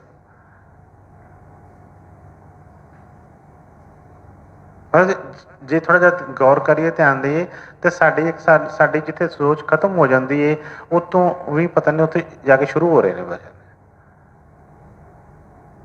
ਤਾਂ ਹੀ ਸਤਿਗੁਰਾਂ ਨੇ ਫਰਮਾਉਣਾ ਕਿ ਇੱਕ ਇੱਕ ਵਚਨ ਚਾਹੇ ਕਰੋੜ ਕਰੋੜ ਦਾ ਵੀ ਕਹੀਏ ਤਾਂ ਵੀ ਕੀਮਤ ਘੱਟ ਹੈ। ਫਰਮਾ ਰਹੇ ਨੇ ਕਿ ਜੇ ਲੋਕ ਸਲਾਹੇ ਤਾਂ ਤੇਰੀ ਉਪਮਾ। ਕਹਿੰਦੇ ਜੇ ਸਤਿਗੁਰੂ ਜੀ ਤੁਹਾਡੀ ਸੇਵਾ ਕਰਦੇ ਹਾਂ, ਕਿ ਜਿਸ ਤਰ੍ਹਾਂ ਪਿੱਛੇ ਵਚਨ ਆਏ ਨੇ ਕਿ ਸਾਰਾ ਜਦੋਂ ਮੈਂ ਰਹਿਣੀ ਇੱਕ ਰਹਿੰਦਾ ਸਿੱਖ ਰਹਿੰਦਾ ਹੈ, ਤੇ ਹਾਂ ਇਹ ਵੀ ਹੁੰਦਾ ਹੈ ਕਈ ਵਾਰੀ ਸੰਗਤ ਦੇ ਵਿੱਚ ਕਹਿਣਾ ਹੋ ਜਾਂਦਾ, ਲੱਗੇ ਕਿਆ ਬਾਤ ਹੈ ਭਈਆ, ਸੇਵਾਦਾਰ ਬਹੁਤ ਲਾਇਕ ਹੈ, ਬੜਾ ਇਹ ਹੁਕਮ ਦੇ ਵਿੱਚ ਰਹਿੰਦਾ ਹੈ, ਬੜੀ ਇਹਦੇ ਤੇ ਦਇਆ ਹੈ, ਬੜੇ ਸਤਿਗੁਰ ਇੱਥੇ ਖੁਸ਼ ਨੇ, ਬੜਾ ਕੁਛ, ਮਤਲਬ ਇਹਨੂੰ ਮਾਣ ਵਡਿਆਈ ਮਿਲਣੀ ਸ਼ੁਰੂ ਹੁੰਦੀ ਹੈ। ਤੇ ਕਹਿੰਦੇ ਕਿ ਉਸ ਮਾਣ ਵਡਿਆਈ ਦੇ ਵਿੱਚ ਸਿੱਖ ਨੇ ਫੁੱਲਣਾ ਨਹੀਂ ਹੈ। ਸਿੱਖ ਭਾਵੇਂ ਜ਼ਮੀਨ ਤੇ ਬੈਠਾ ਹੋਵੇ, ਸਿੱਖ ਕਿਸੇ ਤਖਤ ਤੇ ਬੈਠਾ ਹੋਵੇ, ਸਿੱਖ ਸਿੱਖ ਹੀ ਹੈ। ਸਿੱਖ ਨੇ ਹੱਥ 'ਚ ਮਾਂਜਾ ਫੜਿਆ ਹੋਵੇ, ਤੇ ਚਾਹੇ ਇਹਦੇ ਹੱਥ 'ਚ ਕਲਮ ਹੋਵੇ, ਚਾਹੇ ਇਹਦੇ ਸਿਰ ਤੇ ਤਾਜ ਪਿਆ ਹੋਵੇ, ਸਿੱਖ ਸਿੱਖ ਹੀ ਹੈ। ਕਿਉਂਕਿ ਜਿਸ ਤਰ੍ਹਾਂ ਪਹਿਲਾਂ ਕਿਹਾ ਕਿ ਸਾਰੇ ਨਜ਼ਰਾਨੇ, ਸਾਰਾ ਬਖਸ਼ਿਸ਼ਾਂ ਕਿਹਦੇ ਵਾਸਤੇ ਨੇ? ਸਿੱਖ ਵਾਸਤੇ। ਜਦੋਂ ਤੱਕ ਇਹ ਸਿੱਖ ਬਣ ਕੇ ਰਹਿੰਦਾ ਹੈ, ਉਦੋਂ ਤੱਕ ਇਹਦੇ ਤੇ ਕਿਰਪਾ ਅਪਾਰ ਹੁੰਦੀ ਹੈ। ਜਦੋਂ ਇਹ ਸਿੱਖ ਦੀ ਰਹਿਣੀ ਤੋਂ ਹਟ ਜਾਂਦਾ ਹੈ, ਇਹ ਕੁਛ ਬਣਨਾ ਸ਼ੁਰੂ ਹੋ ਜਾਂਦਾ ਹੈ। ਕੋਈ ਵੀ ਸੰਸਾਰੀ, ਕੋਈ ਵੀ ਲਾ ਲਓ, ਹੁਣ ਸਤਿਗੁਰਾਂ ਦੇ ਵੀ ਦੇਹ ਦੇ ਵੀ ਬਾਹਰੋਂ ਰਿਸ਼ਤੇ ਹੈਗੇ ਸੀ ਉਹਨਾਂ ਨਾਲ, ਪਰ ਕੋਈ ਰਿਸ਼ਤਾ ਨਹੀਂ ਰੱਖਿਆ ਇੱਕ ਸਿੱਖ ਦਾ, ਇੱਕ ਸੇਵਕ ਦਾ, ਜਿਸ ਤਰ੍ਹਾਂ ਦਾ ਹੁੰਦਾ। ਕੋਈ ਇਹ ਨਹੀਂ ਕਿ ਕੋਈ ਜਵਾਈਆਂ ਵਾਲਾ, ਕੋਈ ਕੁੜਮਾਂ ਵਾਲੇ, ਜਾਂ ਕੋਈ ਸੰਗਤ ਉਹਦੇ ਵਿੱਚ ਇਹੋ ਜਿਹੇ ਰਿਸ਼ਤੇ ਰੱਖੇ ਕਿਤੇ। ਪਿਛਲੇ ਤੀਸਰੀ ਪਾਤਸ਼ਾਹੀ ਦੇ ਪਿੱਛੇ ਦੱਸਿਆ ਸੀ ਕਿ ਜਦੋਂ ਸਤਿਗੁਰਾਂ ਨੇ ਫਰਮਾਇਆ ਕਿ ਜਦੋਂ ਆਣ ਕੇ ਉਹਨਾਂ ਨੇ ਸੇਵਾ ਮੰਗੀ, ਤੇ ਕਹਿੰਦੇ ਕਿ ਕੁੜਮ ਬਣ ਕੇ ਸੇਵਾ ਕਰੋਗੇ ਕਿ ਜਾਂ ਸੇਵਾਦਾਰ ਬਣ ਕੇ ਸੇਵਾ ਕਰੋਗੇ? ਕਹਿੰਦੇ ਸੇਵਾਦਾਰ ਬਣ ਕੇ ਮਹਾਰਾਜ ਜੀ, ਜਿੱਥੇ ਮੈਨੂੰ ਰੱਖੋਗੇ। ਸਾਫ਼ ਹੀ ਉਹਨਾਂ ਨੇ ਕਿਹਾ, ਕਹਿੰਦੇ ਜੇ ਕੁੜਮ ਬਣ ਕੇ ਕਰਦੇ ਹੋ ਤੇ ਫਿਰ ਬਈ ਤੁਹਾਡੇ ਸੇਵਾਦਾਰ ਅੱਗੇ ਪਿੱਛੇ ਘੁੰਮਣਗੇ, ਤੁਹਾਡੇ ਤੇ ਮਤਲਬ ਤੁਹਾਨੂੰ ਕੋਈ ਹੱਥ ਨਹੀਂ ਲਾਉਣ ਦੇਣਗੇ ਚੀਜ਼ ਨੂੰ, ਤੁਹਾਡੀਆਂ ਲੱਤਾਂ ਘੁੱਟਣਗੇ, ਤੁਹਾਨੂੰ ਖਾਣਾ ਬਣਾ ਕੇ ਦੇਣਗੇ, ਤੁਹਾਡੇ ਬਰਤਨ ਸਾਫ਼ ਕਰਨਗੇ, ਬਿਸਤਰੇ ਵਿਛਾਉਣਗੇ। ਤੇ ਜੇ ਤੁਸੀਂ ਸੇਵਾਦਾਰ ਬਣਦੇ ਹੋ ਤੇ ਫਿਰ ਤੇ ਬਈ ਕਿਸੇ ਨੇ ਕਿਸੇ ਤਰ੍ਹਾਂ ਬੋਲਣਾ, ਕਿਸੇ ਨੇ ਕਿਸੇ ਤਰ੍ਹਾਂ ਬੋਲਣਾ, ਕਿਉਂਕਿ ਸੇਵਾਦਾਰ ਦੀ ਤਾਂ ਘਾਟ ਹਰ ਵੇਲੇ ਘੜੀ ਜਾਂਦੀ ਹੈ। ਸੇਵਾਦਾਰ ਤੇ ਫਿਰ ਹਰ ਵੇਲੇ ਉਹਨੂੰ ਕਿ ਉਹ ਸੇਵਾਦਾਰੀ ਵਾਲੀ ਚੀਜ਼ ਤੇ ਰੱਖਣਾ ਹੈ, ਤੇ ਇਸ ਕਰਕੇ ਉਹਦੇ ਮਨ ਦੀ ਤੇ ਹਰ ਵੇਲੇ ਚੱਲਦੀ ਰਹਿਣੀ ਹੈ। ਪਰ ਉਹਨਾਂ ਨੇ ਹੱਥ ਜੋੜ ਕੇ ਬੇਨਤੀ ਕੀਤੀ, ਸਤਿਗੁਰੂ ਜੀ ਇੰਨੀ ਉਮਰ ਮੈਂ ਸਾਰੇ ਪਾਸੇ ਸਾਰੀ ਦੁਨੀਆ ਦੇਖ ਲਈ, ਸਭ ਕੁਛ ਕਰ ਲਿਆ, ਮੈਨੂੰ ਕੁਛ ਨਹੀਂ ਚਾਹੀਦਾ, ਮੈਨੂੰ ਸੇਵਾਦਾਰੀ ਚਾਹੀਦੀ ਹੈ, ਸੇਵਾਦਾਰ ਆਪਣਾ ਬਣਾ ਲਓ, ਸੱਚਾ ਸੇਵਾਦਾਰ।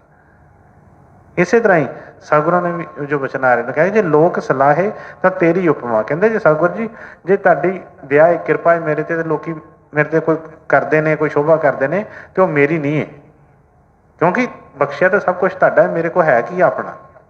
ਇਸ ਕਰਕੇ ਉਹ ਮੇਰੀ ਕੋਈ ਸ਼ੋਭਾ ਨਹੀਂ ਹੈ, ਉਹ ਤੁਹਾਡੀ ਉਪਮਾ ਹੈ। ਪਰ ਅੱਗੇ ਕੀ ਕਿਹਾ ਹੈ? ਜੇ ਨਿੰਦੇ ਤਾਂ ਛੋੜ ਨਾ ਜਾਏ। ਪਰ ਜੇ ਮੇਰੇ ਕੋਲ ਕੋਈ ਗਲਤੀ ਹੋ ਜਾਂਦੀ ਹੈ, ਜੇ ਮੈਂ ਕੋਈ ਨਹੀਂ ਤੁਹਾਡੀ ਸੇਵਾ 'ਚ ਪੂਰਾ ਉਤਰਦਾ ਪਾ ਰਿਹਾ, ਹਰ ਵੇਲੇ ਕੋਈ ਮੇਰੀ ਸ਼ਿਕਾਇਤ ਮਿਲਦੀ ਹੈ ਜਾਂ ਕੁਛ ਵੀ ਹੁੰਦੀ ਆ, ਜਾਂ ਲੋਕੀ ਮੈਨੂੰ ਮਾੜਾ ਕਹਿੰਦੇ ਨੇ ਕਿ ਵੇਖ ਕਿੱਦਾਂ ਲਾਗੇ ਰਹਿੰਦਾ, ਬੜਾ ਆਪਣੇ ਆਪ ਨੂੰ ਸੇਵਾਦਾਰ ਕਹਿੰਦਾ, ਬਣਿਆ ਕੀ ਤੇਰਾ, ਇੰਨੇ ਸਾਲ ਹੋ ਗਏ, ਤੇ ਕਹਿੰਦੇ ਸਤਿਗੁਰੂ ਜੀ ਮੈਂ ਨਿੰਦਾ ਸੁਣ ਕੇ ਤਾਂ ਵੀ ਛੱਡ ਕੇ ਨਹੀਂ ਜਾਵਾਂਗਾ ਮੈਂ, ਕਿ ਜੇ ਲੋਕ ਸਲਾਹੇ ਤਾਂ ਤੇਰੀ ਉਪਮਾ, ਜੇ ਨਿੰਦੇ ਤਾਂ ਛੋੜ ਨਾ ਜਾਈ। ਲੋਕੀ ਜੋ ਮਰਜ਼ੀ ਕਹਿਣ, ਸਤਿਗੁਰੂ ਜੀ ਮੈਂ ਸੇਵਾ ਤੋਂ ਨਹੀਂ ਕਦੇ ਮੁੱਖ ਮੋੜਾਂਗਾ, ਬਸ ਇੱਕ ਵਾਰੀ ਕਿਰਪਾ ਕਰੋ, ਦਇਆ ਕਰੋ, ਮੈਨੂੰ ਬਖਸ਼ ਲਓ। ਹਾਂਜੀ। ਜੇ ਲੋਕ ਸਲਾਹੇ ਤਾਂ तेरी उपमा जे निंदे ता छोड़ ना जाई, जे तुद वाल रहे ता कोई केहो आखो, तुद विसरिए मर जाई। देखो सिख नाल नाल ही सतगुਰਾਂ ਦੇ ਚਰਨਾਂ 'ਚ ਅਰਦਾਸ ਬੇਨਤੀ ਕਰਦਾ ਜਾਂਦਾ ਹੈ, ਕਿਉਂਕਿ ਮਨ ਨੇ ਇੱਥੇ ਮਨ ਜਿਹੜਾ ਆ ਕਹਿੰਦੇ ਢਾਹ ਮਾਰਦਾ ਹੈ। ਜਿੰਨਾ ਇਹ ਚੱਲਣ ਦੀ ਕੋਸ਼ਿਸ਼ ਕਰਦਾ ਹੈ ਕੋਈ ਨਾ ਕੋਈ ਐਸੇ ਬੜਾ ਸੋਚ ਸਮਝ ਕੇ ਚੱਲਦਾ ਕਿ ਨਹੀਂ ਹੁਣ ਮੈਂ ਆ ਨਹੀਂ ਕਰਨਾ, ਉਸ ਤੋਂ ਵੀ ਬੁਰੇ ਹਾਲਾਤ ਕਈ ਵਾਰੀ ਫਿਰ ਪੈਦਾ ਹੁੰਦੇ ਨੇ। ਇਹਦੇ ਵਾਸਤੇ ਸਿੱਖ ਵਾਸਤੇ ਤਾਂ ਹਮੇਸ਼ਾ ਖਤਰਾ ਬਣਿਆ ਰਹਿੰਦਾ। ਕਿਉਂ ਖਤਰਾ ਬਣਿਆ ਰਹਿੰਦਾ ਹੈ? ਕਿਉਂਕਿ ਕਹਿੰਦੇ ਆ ਕਿ ਪਾਣੀ 'ਚ ਰਹਿ ਕੇ ਮਗਰਮੱਛ ਨਾਲ ਵੈਰ ਹੈ।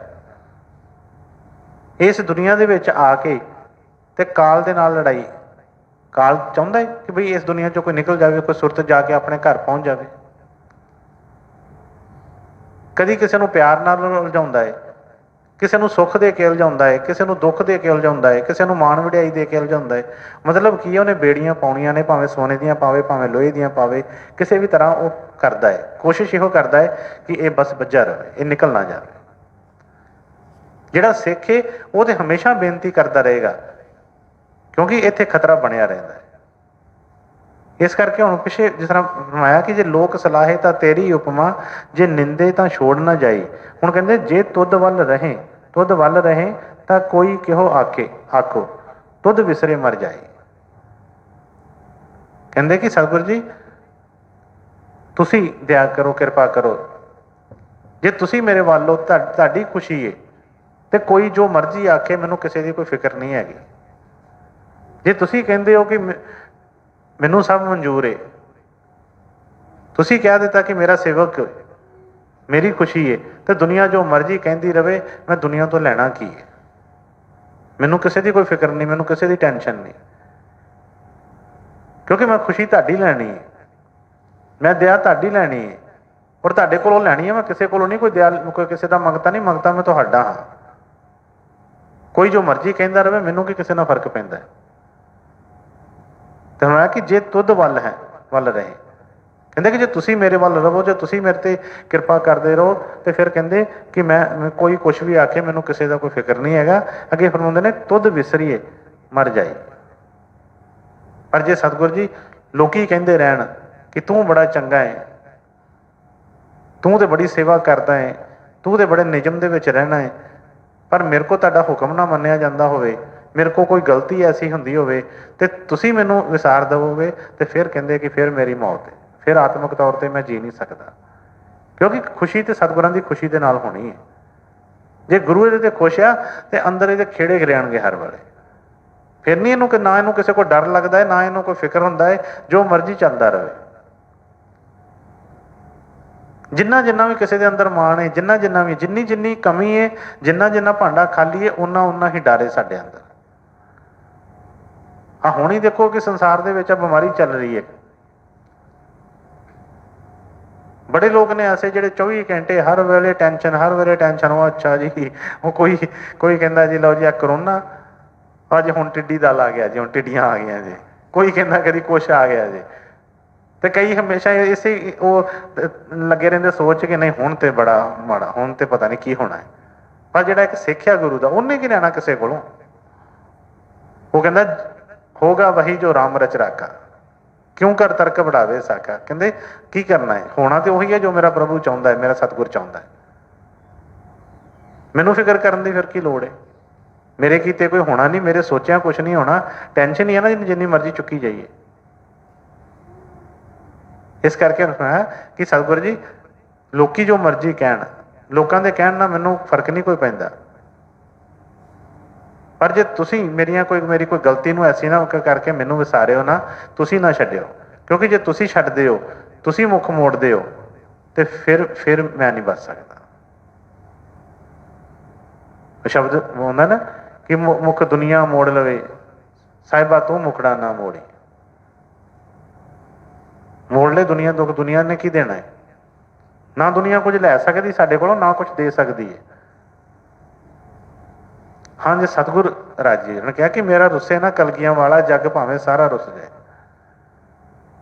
ਜੇ ਸਤਿਗੁਰ ਆਪਣੇ ਵਾਲੇ ਉਹ ਨਾਲ ਏ ਤੇ ਫਿਰ ਸਾਰੀ ਦੁਨੀਆ ਰੁੱਸ ਜੇ, ਕੋਈ ਉਹਦਾ ਨੁਕਸਾਨ ਨਹੀਂ ਕਰ ਸਕਦੀ। ਪਰ ਜੇ ਦੁਨੀਆ ਨਾਲ ਏ, ਸਤਿਗੁਰ ਨਾਲ ਨਹੀਂ ਏ, ਤੇ ਅਸੀਂ ਮਹਾਂਭਾਰਤ ਦੀ ਕਥਾ ਸੁਣੀਏ ਕਿ ਅਰਜੁਨ ਜੀ ਨੇ ਸਿਰਫ ਕ੍ਰਿਸ਼ਨ ਜੀ ਨੂੰ ਮੰਨਿਆ, ਮੰਗ ਲਿਆ। ਦੁਰਯੋਧਨ ਨੇ ਸਾਰੀ ਸੈਨਾ ਮੰਗ ਲਈ, ਸਾਰੀ ਦੌਲਤ ਮੰਗ ਲਈ, ਪਰ ਜਿਹਦੇ ਵੱਲ ਭਗਵਾਨ ਹੋ ਗਿਆ, ਜਿੱਤ ਉਹਦੀ ਹੀ ਹੋਈ। ਫਿਰ ਇਸ ਕਰਕੇ ਸਤਿਗੁਰਾਂ ਦੇ ਚਰਨਾਂ 'ਚ ਬੇਨਤੀ ਕਰਕੇ ਅਰਦਾਸ ਉਹਨਾਂ ਦੇ ਚਰਨਾਂ 'ਚ ਹੋ ਰਹੀ ਹੈ ਕਿ ਸਤਿਗੁਰ ਜੀ ਤੁਸੀਂ ਦਇਆ ਕਰਨਾ, ਤੁਸੀਂ ਨਾ ਕਦੀ ਰੁੱਸਣਾ, ਤੁਸੀਂ ਨਾ ਮੈਨੂੰ ਵਿਸਾਰਨਾ। ਜਦੋਂ ਅਸੀਂ ਸੇਵਾਦਾਰ ਇੱਕ ਐਸੀ ਰਹਿਣੀ ਚਾਹ ਜੇ, ਜਦੋਂ ਇੰਨਾ ਸੋਚਣਾ ਸ਼ੁਰੂ ਕਰ ਦੇਵੇ ਕਿ ਮੇਰੇ ਕੋਲ ਕੋਈ ਗਲਤੀ ਨਾ ਹੋ ਜਾਵੇ, ਮੇਰਾ ਸਤਿਗੁਰ ਮੇਰੇ ਤੋਂ ਨਾ ਰੁੱਸ ਜਾਵੇ, ਦੁਨੀਆ ਦੀ ਚਾਕਰੀ ਛੱਡ ਦੇਵੇ, ਗੁਰੂ ਦੀ ਚਾਕਰੀ ਕਰਨਾ ਸ਼ੁਰੂ ਕਰ ਜੇ, ਤੇ ਫਿਰ ਬਈ ਕੋਈ ਕਿਸੇ ਚੀਜ਼ ਦੀ ਕਮੀ ਨਹੀਂ ਰਹਿੰਦੀ। ਪਰ ਜਦੋਂ ਤੱਕ ਅਸੀਂ ਲੋਕਾਂ ਨੂੰ ਖੁਸ਼ ਕਰਨ 'ਚ ਲੱਗੇ ਰਹਿੰਦੇ ਹਾਂ, ਦੁਨੀਆ ਨੂੰ ਖੁਸ਼ ਕਰਨ 'ਚ ਲੱਗੇ ਰਹਿੰਦੇ ਹਾਂ, ਦੁਨੀਆ ਨੇ ਤਾਂ ਕਦੀ ਖੁਸ਼ ਹੋਣਾ ਹੀ ਨਹੀਂ ਹੈਗਾ। ਕਿਉਂਕਿ ਆਮ ਜਿਸ ਤਰ੍ਹਾਂ ਇਹ ਕਹਿ ਦਿੰਦੇ ਹਾਂ ਕਿ ਇੱਥੇ ਹਰ ਇੱਕ ਨਾਤਾ ਮਤਲਬ ਦਾ। ਜਦੋਂ ਤੱਕ ਕਿਸੇ ਨਾਲ ਕੋਈ ਮਤਲਬ ਹੈ, ਉਦੋਂ ਤੱਕ ਤੇ ਅਸੀਂ ਬਹੁਤ ਜਦੋਂ ਸਾਡਾ ਮਤਲਬ ਨਿਕਲ ਜਾਂਦਾ ਹੈ ਤੇ ਉਦੋਂ ਹੀ ਸਾਡੇ ਦੇ ਵਿੱਚ ਉਹ ਚੀਜ਼ਾਂ ਆਉਣੀਆਂ ਸ਼ੁਰੂ ਹੋ ਜਾਂਦੀਆਂ ਨੇ। ਇਸ ਕਰਕੇ ਠੀਕ ਹੈ, ਮਨ 'ਚ ਦਇਆ ਭਾਵਨਾ ਰੱਖੀਏ, ਇੱਕ ਦੂਜੇ ਦੀ ਕੰਮ ਆਈਏ, ਮਦਦ ਕਰੀਏ, ਇੱਕ ਦੂਜੇ ਦਾ ਰਿਸਪੈਕਟ ਕਰੀਏ, ਪਰ ਜਿਹੜਾ ਅੰਦਰ ਡਰ ਰੱਖਣਾ ਆ ਉਹ ਇੱਕ ਸਤਿਗੁਰ ਦਾ ਰੱਖੀਏ। ਜੇ ਡਰ ਰੱਖਣਾ ਹੈ ਤੇ ਫਿਰ ਸਤਿਗੁਰ ਦਾ ਰੱਖੀਏ ਕਿ ਉਹ ਨਾ ਮੇਰੇ ਨਾਲ ਨਾਰਾਜ਼ ਹੋ ਜਾਣ, ਉਹ ਨਾ ਮੇਰੇ ਤੋਂ ਮੁੱਖ ਮੋੜ ਲੈਣ, ਬਾਕੀ ਕੋਈ ਪਰਵਾਹ ਨਹੀਂ ਕਿਸੇ ਦੀ। ਹਾਂਜੀ। ਜੇ ਤੁਧ ਵੱਲ ਰਹੇ ਤਾਂ ਕੋਈ ਕਿਹੋ ਆਖੋ, ਤੁਧ ਵਿਸਰੀਏ ਮਰ ਜਾਈ। ਵਾਰ ਵਾਰ ਜਾਈ ਗੁਰ ਉਪਰ, ਪੈ ਪੈਰੀ ਸੰਤ ਮਨਾਈ। ਇਹ ਜਿਹੜੀ ਇੱਕ ਸੇਵਾਦਾਰ ਦੀ ਰਹਿਣੀ ਹੈ, ਇਹ ਸੇਵਾਦਾਰ ਦਾ ਗੁਣ ਹੈ, ਇਹ ਸੇਵਾਦਾਰ ਦਾ ਗਹਿਣਾ ਹੈ। ਜਿਸ ਸਿੱਖ ਦੇ ਵਿੱਚ ਨਿਮਰਤਾ ਨਹੀਂ ਹੋਏਗੀ, ਜਿਸ ਸੇਵਕ ਦੇ ਵਿੱਚ ਇਹ ਚੀਜ਼ ਚਲੀ ਗਈ, ਉਹਦਾ ਫਿਰ ਬਚਾਅ ਨਹੀਂ ਹੋ ਸਕਦਾ। ਸਤਿਗੁਰ ਫਰਮਾਉਂਦੇ ਹੁੰਦੇ ਸੀ ਕਿ ਰੁੱਸਿਆ ਯਾਰ ਇੱਕ ਬੁੱਲੇ ਨਹੀਂ ਮਨਾਇਆ, ਹੋਰ ਕਿਸੇ ਕੋ ਮਨਾਇਆ ਨਹੀਂ ਗਿਆ। ਪਰ ਫਿਰ ਵੀ ਆਪਣੇ ਮਨ ਦੇ ਵਿੱਚ ਭਾਵਨਾ ਡਰ ਰੱਖਣੀ, ਜਿੰਨਾ ਡਰਦਾ ਰਹੇਗਾ ਕਿ ਉਹ ਡਰਤ ਰਹੇ ਸੋ ਉਬਰੇ, ਗਾਫਲ ਖਾਈ ਮਾਰ। ਹੁਣ ਇਸ ਤਰ੍ਹਾਂ ਪਿੱਛੇ ਵਚਨ ਆਇਆ ਕਿ ਜੇ ਤੁਧ ਵੱਲ ਰਹੇ ਤੇ ਕੋਈ ਕਿਹੋ ਆਖੇ, ਆਖ ਤੁਧ ਵਿਸਰੇ ਮਰ ਜਾਈ। ਹੁਣ ਅੱਗੇ ਫਰਮਾ ਰਹੇ ਨੇ, ਵਾਰ ਵਾਰ ਜਾਈ ਗੁਰ ਉੱਪਰ, ਪੈ ਪੈਰੀ ਸੰਤ ਮਨਾਈ। ਕਹਿੰਦੇ ਸਤਿਗੁਰ ਜੀ ਮੈਨੂੰ ਦੁਨੀਆ ਦੀ ਤਾਂ ਕੋਈ ਫਿਕਰ ਨਹੀਂ ਹੈ, ਜੋ ਮਰਜ਼ੀ ਕਹਿੰਦੀ ਰਹੇ, ਪਰ ਜੇ ਕਿਤੇ ਮੇਰੇ ਕੋਲ ਕੋਈ ਗਲਤੀ ਹੋ ਵੀ ਜਾਂਦੀ ਹੈ ਤੇ ਮੈਂ ਕੋਈ ਇਹ ਨਹੀਂ ਕਿ ਮੈਂ ਕੁਝ ਬਣ ਕੇ ਆਇਆ ਤੁਹਾਡੇ ਦਰਬਾਰ 'ਚ, ਕਿ ਜਿਸ ਤਰ੍ਹਾਂ ਦੁਨੀਆ ਇੱਕ ਦੂਜੇ ਨਾਲ ਹੁਣੇ ਮੈਨੇ ਭਰਦੀ ਏ ਕਿ ਨਹੀਂ ਜੀ ਮੇਰਾ ਨਹੀਂ ਗਲਤ, ਤੁਹਾਡੀ ਗਲਤੀ ਹੈ, ਮੈਂ ਤੇ ਸਹੀ ਹੈ, ਜਾਂ ਮੇਰਾ ਨਹੀਂ ਕਸੂਰ ਤੁਹਾਡਾ ਹੀ ਕਸੂਰ ਹੈ। ਕਹਿੰਦੇ ਇਹੋ ਜਿਹੀਆਂ ਮੈਂ ਉੱਥੇ ਗੱਲਾਂ ਨਹੀਂ ਕਰਾਂ, ਕਿਉਂਕਿ ਮੈਂ ਇੱਕ ਸੇਵਕ ਹਾਂ, ਮੈਂ ਤੁਹਾਡਾ ਮੰਗਤਾ ਵਾਂ। ਕਹਿੰਦੇ ਜੇ ਤੁਸੀਂ ਰੁੱਸ ਜਾਓਗੇ ਤੇ ਮੈਂ ਕਹਿੰਦੇ ਆ ਪੈਰੀ ਸੰਤ ਮਨਾਈ, ਤੁਹਾਡੇ ਪੈਰੀ ਪੈ ਕੇ, ਤੁਹਾਡੀਆਂ ਰਜੋਈਆਂ ਕਰਕੇ ਸਤਿਗੁਰੂ ਜੀ ਮੈਂ ਮਨਾਵਾਂਗਾ, ਤੁਹਾਡੇ ਤੋਂ ਵਾਰ-ਵਾਰ ਜਾਵਾਂਗਾ। ਇਹ ਨਹੀਂ ਕਿ ਜੇ ਤੁਸੀਂ ਮੇਰੀ ਗਲਤੀ ਦੱਸ ਦਿਓਗੇ ਤੇ ਮੈਂ ਕੋਈ ਭੱਜਣਾ ਸ਼ੁਰੂ ਕਰ ਦੇਵਾਂਗਾ ਜਾਂ ਮੈਂ ਔਖਾ ਹੋਣਾ ਸ਼ੁਰੂ ਕਰ ਦੇਵਾਂਗਾ।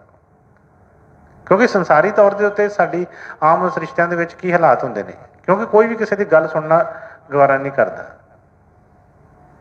ਸਾਰੀ ਦੁਨੀਆ ਤੇ ਲੜਾਈ ਕਰਦੀ ਹੈ ਸਿਰਫ ਸਾਡੀ ਮੈਂ ਦੀ, ਪਰ ਜਿੱਥੇ ਸਤਿਗੁਰ ਦਾ ਨਾਤਾ ਆ ਗਿਆ ਉੱਥੇ ਮੈਂ ਕਿੱਥੇ ਰਹਿ ਗਈ। ਫਿਰ ਉੱਥੇ ਤੇ ਫਿਰ ਅਸੀਂ ਨੀਵੇਂ ਹੋਣਾ ਹੈ। ਜਿਹਨੂੰ ਅਸੀਂ ਗੁਰੂ ਕਹਿ ਦਿੱਤਾ, ਜਿਹਨੂੰ ਅਸੀਂ ਵਾਹਿਗੁਰੂ ਕਹਿ ਦਿੱਤਾ, ਜਿਹਨੂੰ ਅਸੀਂ ਪਰਮੇਸ਼ਵਰ ਕਹਿ ਦਿੱਤਾ, ਜੇ ਉਹਦੇ ਨਾਲੋਂ ਵੀ ਅਸੀਂ ਸਿਆਣੇ ਬਣਨ ਦੀ ਕੋਸ਼ਿਸ਼ ਕਰਾਂਗੇ ਤੇ ਫਿਰ ਸਾਡੀ ਥਾਂ ਕਿਹੜੀ ਹੋਰ, ਫਿਰ ਅਸੀਂ ਕਿੱਥੇ ਜਾਵਾਂਗੇ ਕਿੱਥੇ। ਜੇ ਅਸੀਂ ਉਹਨਾਂ ਨਾਲੋਂ ਵੀ ਆਪਣੇ ਆਪ ਨੂੰ ਜ਼ਿਆਦਾ ਗਿਆਨਵਾਨ ਸਮਝਦੇ ਹਾਂ, ਜ਼ਿਆਦਾ ਚਤੁਰੇ ਸਮਝਦੇ ਹਾਂ, ਤੇ ਫਿਰ ਉਹਨਾਂ ਨੇ ਕਿਹਾ ਕਿ ਚਤੁਰਾਈ ਨਹੀਂ ਰੀਝੇ ਚਤੁਰਭੁਜ, ਚਤੁਰਾਈਆਂ ਨਾਲ ਨਹੀਂ ਰੀਝਦਾ। ਤੇ ਬੇਨਤੀ ਕੀਤੀ ਸਤਿਗੁਰਾਂ ਦੇ ਚਰਨਾਂ ਦੇ ਵਿੱਚ ਕਿ ਸਤਿਗੁਰੂ ਜੀ ਜੇ ਤੁਸੀਂ ਮੈਨੂੰ ਝਿੜਕਦੇ ਹੋ, ਮੈਨੂੰ ਕੁਛ ਵੀ ਕਹਿੰਦੇ ਹੋ, ਤੇ ਮੈਂ ਕੋਈ ਮਨ ਦੇ ਵਿੱਚ ਕੋਈ ਲੈ ਕੇ ਹੰਕਾਰ ਜਾਂ ਕੋਈ ਕਿਸੇ ਤਰ੍ਹਾਂ ਦਾ ਭੱਜਾਂਗਾ ਨਹੀਂ। ਮੈਂ ਪੈਰੀ ਪੈ ਕੇ ਤੁਹਾਨੂੰ ਤੁਹਾਡੇ ਅਰਜ਼ੋਈਆਂ ਕਰਕੇ ਤੁਹਾਨੂੰ ਮਨਾਉਣ ਦੀ ਕੋਸ਼ਿਸ਼ ਕਰਾਂਗਾ। ਹਾਂਜੀ। ਵਾਰ ਵਾਰ ਜਾਈ ਗੁਰ ਉਪਰ, ਪੈ ਪੈਰੀ ਸੰਤ ਮਨਾਈ। ਨਾਨਕ ਵਿਚਾਰਾ ਪਿਆ ਦੀਵਾਨਾ, ਹਰ ਤੋਂ ਦਰਸ਼ਨ ਕੈ ਤਾਈ। ਰਾਧਾ ਸੁਮੀ ਜੀ, ਰਾਧਾ ਸੁਮੀ। ਪਿਛਲੀ ਕੜੀ ਦੇ ਵਿੱਚ ਵੀ ਸਤਿਗੁਰਾਂ ਨੇ ਲਾਸਟ ਤੇ ਉਹੀ ਅਰਜ਼ ਕੀਤੀ ਸੀ, ਇਹ ਕਿ ਨਾਨਕ ਗਰੀਬ ਢਹਿ ਪਿਆ ਦੁਆਰੇ, ਹਰ ਮੇਲ ਲੈ ਵਡਿਆਈ। ਹੁਣ ਵੀ ਸਤਿਗੁਰ ਅਰਜ਼ੋਈ ਕਰ ਰਹੇ ਨੇ ਆਪਣੇ ਸਤਿਗੁਰਾਂ ਦੇ ਚਰਨਾਂ ਹੁੰਦੇ ਨੇ, ਨਾਨਕ ਵਿਚਾਰਾ ਭਇਆ ਦੀਵਾਨਾ, ਹਰ ਤਉ ਦਰਸ਼ਨ ਕੇ ਤਾਈ। ਕਹਿੰਦੇ ਸਤਿਗੁਰੂ ਜੀ ਮੈਂ ਤੇ ਇੱਕ ਦੀਵਾਨਾ ਬਣ ਕੇ, ਆਸ਼ਕ ਬਣ ਕੇ ਤੁਹਾਡੇ ਚਰਨਾਂ ਦੇ ਵਿੱਚ ਅਰਜ਼ ਕਰਦਾ ਹੈ, ਤੁਹਾਡੇ ਤੋਂ ਵਾਰ-ਵਾਰ ਜਾਣਾ ਹੈ। ਔਰ ਮੰਗ ਕੀ ਹੈ? ਸਿਰਫ ਫਿਰ ਹੋਈ। ਕਾਹਦੇ ਵਾਸਤੇ? ਕਾਹਦਾ ਦੀਵਾਨਾ ਹੈ? ਦਰਸ਼ਨਾਂ ਦਾ। ਮੈਨੂੰ ਹੋਰ ਕੁਛ ਨਹੀਂ, ਸੰਸਾਰੀ ਪਦਾਰਥ ਨਹੀਂ ਚਾਹੀਦੇ ਕੋਈ, ਮੈਨੂੰ ਕੋਈ ਸੰਸਾਰੀ ਕੋਈ ਮਾਣ ਵਡਿਆਈ ਨਹੀਂ ਚਾਹੀਦੀ। ਨਾ ਮੈਨੂੰ ਝਿੜਕਾਂ ਤੋਂ ਡਰ ਲੱਗਦਾ ਹੈ, ਨਾ ਮੈਨੂੰ ਕਿਸੇ ਚੀਜ਼ ਦੀ ਕੋਈ ਬਾਹਰ ਦੀ ਕਿਸੇ ਦੀ ਜ਼ਰੂਰਤ ਹੈ। ਮੈਨੂੰ ਸਿਰਫ ਤੇ ਸਿਰਫ ਇੱਕੋ ਹੀ ਚੀਜ਼ ਜਿਹੜੀ ਇਸ ਵੇਲੇ ਦਿਸਦੀ ਪਈ ਹੈ। ਜਿਸ ਤਰ੍ਹਾਂ ਜਦੋਂ ਦਰੋਣਾਚਾਰੀ ਜਿਹਨੇ 5 ਪਾਂਡਵ ਖੜੇ ਸੀ ਉੱਥੇ, ਸਾਰਿਆਂ ਨੂੰ ਧਨੁਸ਼ਬਾਣ ਫੜਾ ਕੇ ਤੇ ਕਿਹਾ ਸੀ ਕਿ ਨਿਸ਼ਾਨਾ ਲਾਓ, ਸਾਹਮਣੇ ਤੁਹਾਨੂੰ ਕੀ ਦਿਖ ਰਿਹਾ?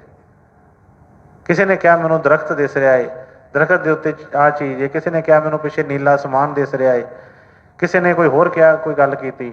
ਤੇ ਜਦੋਂ ਅਰਜੁਨ ਦੀ ਵਾਰੀ ਆਈ, ਉਹਨੂੰ ਪੁੱਛਿਆ ਕਿ ਹਾਂ ਬਈ ਤੈਨੂੰ ਕੀ ਦਿਸ ਰਿਹਾ ਹੈ? ਕਹਿੰਦਾ ਮਹਾਰਾਜ ਮੈਨੂੰ ਹੋਰ ਕੁਛ ਨਹੀਂ ਦਿਸ ਰਿਹਾ, ਤੁਸੀਂ ਹੁਕਮ ਕੀਤਾ ਹੈ ਕਿ ਚਿੜੀ ਦੀ ਅੱਖ ਦੇ ਵਿੱਚ ਤੀਰ ਮਾਰਨਾ, ਤੇ ਮੈਨੂੰ ਸਿਰਫ ਚਿੜੀ ਦੀ ਅੱਖ ਦਿਸ ਰਹੀ ਹੈ, ਮੈਨੂੰ ਹੋਰ ਕੁਛ ਨਹੀਂ ਦਿਸ ਰਿਹਾ। ਜਿਨ੍ਹਾਂ ਨੂੰ ਹੋਰ ਬਾਕੀ ਚੀਜ਼ਾਂ ਦਿਸ ਰਹੀਆਂ ਸੀ, ਉਹਨਾਂ ਦਾ ਨਿਸ਼ਾਨਾ ਨਹੀਂ ਲੱਗਾ। ਜਿਹਦਾ ਨਿਸ਼ਾਨਾ ਸਿਰਫ ਤੇ ਸਿਰਫ ਧਿਆਨ ਉਹਦੇ ਉਸ ਨਿਸ਼ਾਨੇ ਵੱਲ ਸੀ, ਜੋ ਗੁਰੂ ਦਾ ਹੁਕਮ ਸੀ ਉਹਦੇ ਵੱਲ ਸੀ, ਉਹਦਾ ਹੀ ਨਿਸ਼ਾਨਾ ਜਾ ਕੇ ਉੱਥੇ ਲੱਗਾ ਅੱਖ ਤੇ। ਇਸੇ ਤਰ੍ਹਾਂ ਹੀ ਸਤਿਗੁਰੂ ਵੀ ਅਰਜ਼ ਕਰ ਰਹੇ ਨੇ। ਪਿੱਛੇ ਸਾਰੇ ਬਚਨ ਦੇ ਵਿੱਚ ਉਹਨਾਂ ਨੇ ਇਹੋ ਪਹਿਲਾਂ ਬਚਨ ਫਰਮਾਇਆ ਕਿ ਜੇ ਸੁੱਖ ਦੇ ਤੇ ਤੁਝੇ ਅਰਾਧੇ, ਜੇ ਦੁੱਖ ਵੀ ਤੁਝੇ ਤੇ ਆਈ, ਕਿ ਨਾ ਸੁੱਖ ਦੁੱਖ ਮੇਰੇ ਰਸਤੇ ਦੀ ਰੁਕਾਵਟ ਨਹੀਂ ਹੋ ਸਕਦੀ। ਅੱਗੇ ਕਿਹਾ ਕਿ ਤਨ ਮਨ ਕਾਟ ਕਾਟ ਸਭ ਅਰਪੀ। ਕਹਿੰਦੇ ਤਨ ਮਨ ਦਾ ਕੋਈ ਵੀ ਕਿਸੇ ਤਰ੍ਹਾਂ ਦੀ ਮੈਨੂੰ ਇਹ ਨਹੀਂ ਕਿ ਮੈਂ ਕਹਾਂਗਾ ਮੇਰੇ ਕੋਲ ਕੱਪੜਾ ਨਹੀਂ ਹੈਗਾ, ਮੇਰੇ ਕੋਲ ਜੁੱਤੀ ਨਹੀਂ ਹੈਗੀ, ਮੇਰੇ ਕੋਲ ਮੈਂ ਸੇਵਾ 'ਚ ਥੱਕ ਗਿਆ ਹੈ, ਜੋ ਵੀ ਹੈ ਮੈਂ ਤੁਹਾਡੇ ਅਰਪਣ ਕਰਨ ਵਾਸਤੇ ਹੀ ਸਭ ਕੁਛ ਆਇਆ ਹੈ। ਅੱਗੇ ਕਿਹਾ ਪੱਖਾ ਫੇਰੀ ਪਾਣੀ ਢੋਵਾ, ਜੋ ਦੇਵੇ ਸੁਖਾਈ। ਕਿ ਸਤਿਗੁਰੂ ਜੀ ਸੇਵਾ ਕਰਦਿਆਂ ਸੰਗਤ ਦੀ ਪੱਖਾ ਫੇਰਾਂਗਾ, ਪੱਖਿਆਂ ਨਾਲ ਉਹਨਾਂ ਨੂੰ ਹਵਾ ਕਰਾਂਗਾ, ਪਾਣੀ ਢੋਵਾਂਗਾ, ਤੇ ਸਭ ਕੁਛ ਕਰਕੇ ਕੋਈ ਮੰਗ ਨਹੀਂ ਕਰਾਂਗਾ। ਜੋ ਤੁਸੀਂ ਮੈਨੂੰ ਦੇਵੋਗੇ ਮੈਂ ਉਹੀ ਕੁਛ ਖਾ ਕੇ ਸ਼ੁਕਰ ਕਰਾਂਗਾ। ਅੱਗੇ ਵਿੱਚ ਜੋ ਫਰਮਾਏ ਕਿ ਅੱਖੀ ਕੱਢ ਧਰੀ ਚਰਨਾਂ ਤਲ, ਕਿ ਅੱਖਾਂ ਕੱਢ ਕੇ ਤੁਹਾਡੇ ਚਰਨਾਂ ਥੱਲੇ ਰੱਖ ਦਾਂਗਾ, ਆਪਣੀ ਬੁੱਧ ਨਹੀਂ ਤੁਹਾਡੇ ਅੱਗੇ ਪੇਸ਼ ਕਰਾਂਗਾ। ਸਾਰੀਆਂ ਜਿਹੜੀਆਂ ਜਿੰਨੀਆਂ ਵੀ ਉਹਨਾਂ ਨੇ ਕਿਹਾ ਕਿ ਜੇ ਪਾਸ ਬੁਲਾਹੇ ਤਾਂ ਬਹਾਲੇ ਤਾਂ ਤੇਰੀ ਬਹਾਲੇ ਤਾਂ ਤੁਝੇ ਅਰਾਧੀ। ਜੇ ਤੁਸੀਂ ਮੈਨੂੰ ਕੋਲ ਬਿਠਾਓਗੇ ਤਾਂ ਸਤਿਗੁਰੂ ਜੀ ਫਿਰ ਵੀ ਤੁਹਾਡਾ ਸ਼ੁਕਰ ਕਰਾਂਗਾ, ਫਿਰ ਵੀ ਤੁਹਾਡੀ ਸੇਵਾ 'ਚ ਖੜਾ ਰਵਾਂਗਾ। ਤੇ ਜੇ ਤੁਸੀਂ ਮੈਨੂੰ ਗੁੱਸੇ ਹੁੰਦੇ ਹੋ, ਮਾਰਦੇ ਹੋ, ਮੈਨੂੰ ਬਾਹਰ ਕੱਢ ਦਿੰਦੇ ਹੋ, ਤੇ ਫਿਰ ਵੀ ਮੇਰਾ ਕੋਈ ਹੋਰ ਕੋਈ ਗੁਰੂ ਨਹੀਂ ਬਣ ਜਾਏ, ਮੇਰਾ ਹੋਰ ਕੋਈ ਇਸ਼ਟ ਨਹੀਂ, ਫਿਰ ਵੀ ਤੁਸੀਂ ਹੀ ਮੇਰੇ ਸਤਿਗੁਰੂ। ਅੱਗੇ ਫਰਮਾਇਆ ਜੇ ਲੋਕ ਸਲਾਹੇ ਤਾਂ ਤੇਰੀ ਉਪਮਾ। ਜੇ ਕੋਈ ਮੇਰੇ ਗੁਣਾਂ ਦੀ ਗੱਲ ਕਰਦਾ ਹੈ ਤੇ ਉਹ ਸਤਿਗੁਰੂ ਜੀ ਮੇਰੇ ਗੁਣ ਨਹੀਂ, ਉਹ ਤੁਹਾਡੇ ਦਿੱਤਾ ਬਖਸ਼ਿਆ ਕੁਛ, ਤੇ ਉਹ ਤੁਹਾਡੀ ਹੀ ਉਪਮਾ ਹੈ, ਮੇਰੀ ਕੋਈ ਉਪਮਾ ਨਹੀਂ ਹੈ। ਜੇ ਕੋਈ ਬੱਲੇ ਬੱਲੇ ਕੋਈ ਕਰ ਵੀ ਰਿਹਾ ਕਿਸੇ ਗੱਲ ਦੀ, ਤਾਂ ਮੇਰੀ ਨਹੀਂ ਹੈ, ਸਭ ਕੁਝ ਤੁਹਾਡਾ ਬਖਸ਼ਿਆ ਹੈ। ਤੇ ਕਿਹਾ ਕਿ ਜੇ ਨਿੰਦੇ ਤਾਂ ਛੋੜ ਨਾ ਜਾਏ। ਮਤਲਬ ਕਿ ਹਰ ਇੱਕ ਚੀਜ਼ ਦੇ ਵਿੱਚ ਆਪਣਾ ਮਕਸਦ ਸਾਫ਼ ਕਰ ਦਿੱਤਾ ਹੈ ਕਿ ਇਹ ਚੀਜ਼ਾਂ, ਇਹ ਮੇਰੇ ਜੀਵਨ ਦਾ ਮਕਸਦ ਨਹੀਂ ਹੈਗਾ। ਜਿੰਨੀਆਂ ਚੀਜ਼ਾਂ ਵੀ ਦੱਸੀਆਂ, ਮੇਰੇ ਜੀਵਨ ਦਾ ਮਕਸਦ ਇਹ ਨਹੀਂ ਹੈ, ਮੈਂ ਇਸ ਕਰਕੇ ਸਤਿਗੁਰਾਂ ਦੇ ਚਰਨਾਂ 'ਚ ਨਹੀਂ ਆਇਆ। ਜਿਸ ਵਾਸਤੇ ਮੈਂ ਆਇਆ ਸਤਿਗੁਰੂ ਜੀ, ਮੇਰਾ ਉਹ ਕੰਮ ਹੋਣਾ ਚਾਹੀਦਾ ਹੈ, ਮੈਨੂੰ ਹੋਰ ਕਿਸੇ ਚੀਜ਼ ਦੀ ਲੋੜ ਨਹੀਂ ਹੈਗੀ। ਇਸੇ ਕਰਕੇ ਕਿਹਾ ਕਿ ਨਾਨਕ ਵਿਚਾਰਾ ਪਿਆ ਦੀਵਾਨਾ। ਕਹਿੰਦੇ ਸਤਿਗੁਰੂ ਜੀ ਮੈਂ ਤੇ ਤੁਹਾਡੇ ਦਰਸ਼ਨਾਂ ਦਾ ਦੀਵਾਨਾ, ਮੈਂ ਇਹਨਾਂ ਚੀਜ਼ਾਂ ਦਾ ਮੰਗਤਾ ਨਹੀਂ ਹੈਗਾ। ਬਸ ਤੁਹਾਡੇ ਦਰਸ਼ਨ ਦੀਦਾਰ ਚਾਹੀਦੇ ਨੇ, ਮੈਂ ਤੁਹਾਨੂੰ ਦੇਖਣਾ ਚਾਹੁੰਦਾ, ਬਸ ਸਿਰਫ ਇਹੋ ਹੀ ਮੇਰੇ ਮਨ ਦੀ ਚਾਹਤ ਹੈ। ਜਦੋਂ ਇੱਕ ਸਿੱਖ ਦੀ ਐਡੀ ਵੱਡੀ ਚਾਹਤ ਹੋ ਜਾਂਦੀ ਹੈ, ਤੇ ਫਿਰ ਉਹਨੇ ਜਿਸ ਤਰ੍ਹਾਂ ਕਿਹਾ ਹੈ ਕਿ ਜਿਸ ਜਨ ਕੋ ਪ੍ਰਭ ਦਰਸ ਪਿਆਸਾ, ਨਾਨਕ ਤਾਂ ਕੇ ਬਲ ਬਲ ਜਾਸਾ। फिर तो बई इन्हें की फिर करना, फिर तो सतगुर ये दीवाने हो गए, ये पिछे पिछे फिरते हैं। गुरु महाराज कई बार फरमाउणा कि जिद्दां शाहूकार अपनी सामियां दे पिछे फिरदा है, इसे तरह ही गुरु भी अपने सच्चे सिख के पिछे, फिर सिख ने की करना है। वो सच्चे सिख की जी गल उन्हें कहा कि चरण शरण गुरु एक पैंडा जाए चल, सतगुरु कोट पैंडा आगे होए लेता। वो एक पैंडा केड़ा, एक कदम केड़ा है, बस ये हुई सच्ची प्यास, सच्ची मंग, सच्ची प्यास सच्चा मंग जो ये अंदर होंदी है तो फिर सतगुर आप बख्शण वास्ते नूं आउंदे ने। बचन होर भी अगे है, सतगुर दया करन बल बख्शण, फिर अगे सेवा का बल बख्शण, ਉਹਦੇ ਉੱਤੇ विचार करांगे। सतगुर दया कृपा करके सानू ऐसा सेवादार बनाओ, ऐसे सिख नूं फिर कोई दुख नहीं किसी तरह का। पर जदों तक जिस तरह मंगते बने रहने असीं संसार ਦੀਆਂ ਹੀ ਚੀਜ਼ਾਂ ਮੰਗਦੇ ਨੇ, ਪਦਾਰਥ ਮੰਗਦੇ ਰਹਿੰਦੇ ਆ, ਤੇ ਫਿਰ ਉਹ ਸੰਸਾਰ ਦੇ ਵਿੱਚ ਤੇ ਸੁੱਖ ਹੈ ਹੀ ਨਹੀਂ। ਫਿਰ ਮੰਗਦੇ ਰਹਿੰਦੇ ਆ, ਉਹ ਮਿਲਦੀਆਂ ਵੀ ਰਹਿੰਦੀਆਂ ਨੇ ਚੀਜ਼ਾਂ, ਤੇ ਉਹ ਚੀਜ਼ਾਂ 'ਚ ਸਾਨੂੰ ਸੁੱਖ ਨਹੀਂ ਪ੍ਰਾਪਤ ਹੁੰਦਾ। ਜਦੋਂ ਅਸੀਂ ਆਪਣੇ ਧਿਆਨ ਮਾਰਾਂਗੇ ਤੇ ਦੇਖਾਂਗੇ ਕਿ ਜਦੋਂ ਤੋਂ ਵੀ ਕੋਈ ਆਇਆ ਸਤਿਗੁਰਾਂ ਦੀ ਸੇਵਾ ਦੇ ਵਿੱਚ, ਕਿਸੇ ਨੂੰ 5 ਸਾਲ, ਕਿਸੇ ਨੂੰ 10 ਸਾਲ, ਕਿਸੇ ਨੂੰ 20 ਸਾਲ, ਕਿਸੇ ਨੂੰ 50 ਸਾਲ, ਸੋਚ ਕੇ ਦੇਖੀਏ ਕਿ ਸਾਨੂੰ ਜੋ ਮੰਗਿਆ ਸਤਿਗੁਰ ਸਾਨੂੰ ਬਖਸ਼ ਦੇ ਗਏ। पढ़ाई लिखाई मंगी, पढ़ाई लिखाई मिल गई, नौकरियां मंगिया, नौकरी मिल गई, ब्याह शादियां मंगिया, वो हो गए, बच्चे मंगे, बच्चे मिल गए, कोठियां कारां मंगिया, वो मिल गई, पर मन फिर दुखी दा दुखी, मन नूं चैन फिर नहीं आता। जे अज साडे कोल किसी भी तरह की देख लीए हिसाब ला के, जे अज साडे कोल घर दे विच जां साडी जायदाद साडे कोल 10 लाख दी है, तो पिछे जाके देखिए कि वो किन्ने दी सी। 5 साल पिछे चले जाइए, 10 साल पिछे जाके देख लिए की सी। मतलब कि जिथे भी अज खड़े पिछां जाके देखिए कि ये चीज़ां साडे कोल सी। कई बार मैं दसिया है ऐसा समय होंदा, कई बार इदां साह अड़िया होंदा है कि पता नहीं अगला साह भी आउणा है कि नहीं, बंदा सो कहंदा पता नहीं हुण ते बस गया जी, बोलो ना। फिर सतगुरां दे अगे अर्ज करदा, किरपा करदे, दया करते हैं, पर फिर असीं भुलदे हां। फिर असीं कहने कि नहीं गुरु ने कीता की, गुरु ने दिता की, बस इहो ही मन दे विच रोसे लैके चलते रहने आ, और साडा सफर उत्थे दा उत्थे ही खड़ा रहिंदा। जे सतगुरां जिस तरह सानूं समझा रहे हैं, क्योंकि उन्हां आप ते दयावान हुंदे ने, आप ते आप कुल मालक हुंदे ने, परमात्मा हुंदे ने, पर सानूं समझाउण वास्ते वो बाणी लिखदे ने। आप उन्हों की रहनी बहुत उच्ची है। इस तरह पीटी मास्टर बच्चों के सामने खड़े हो गए तो पीटी सिखाता है, तो आप भी उस तरह ही हथ पैर मारता है। ये नहीं कि मास्टर को आता नहीं है, उन्होंने आता है सब कुछ, पर बच्चों को सिखाने वास्ते उस तरह ही हथ पैर मारता है। इस तरह सतगुरु भी वो वचन अपने ते घटा के सानू दसना चाहते हैं, सानू समझा रहे हैं। सच्चे हिरदे के नाल उन्होंने चरणों च बेनती करते रहा करिए कि सतगुरु जी दया कृपा करो, समझ बख्शो। ऐसी मैं कई बार बेनती की कि आ जो कई बार मैं कहा कि बई थोड़ा नोट कराया करिए डायरी से, वो कदे वास्ते क्या सी, सिर्फ इसे वास्ते ही। दिमाग तो वैसे बहुत बड़ा कंप्यूटर है, पर यह अपने मतलब की चीज़ां तो बड़ियां याद रखता है। जिथे जिथे ਇਹਦਾ मतलब है, ਜਿਹੜੀ चीज़ां नाल वो इनू भावें 50 साल पुरानी हो, भी याद है। इनू किसी ने पैसे दिते होण, वो लैने होण, किसी ने कोई माड़ा बोलिया होवे, वो याद है इनू, पर किसी ने भला कीता होवे ਉਹਦਾ नहीं इनू याद रहिंदा। गुरु पल पल साडे नाल है, उन्हां दा शुकराना कोई नहीं। कोई संसारी कोई रिश्ते दे विच कोई साडा भैन भरा कोई भी जिहड़ा कोई 100 वारी उन्हें साडे पड़दे टके, ਉਹਦਾ कोई नहीं। पर जिहड़ी माड़ी गल है वो साडे मन च, क्योंकि साडे उन्हां नाल ही प्यार है।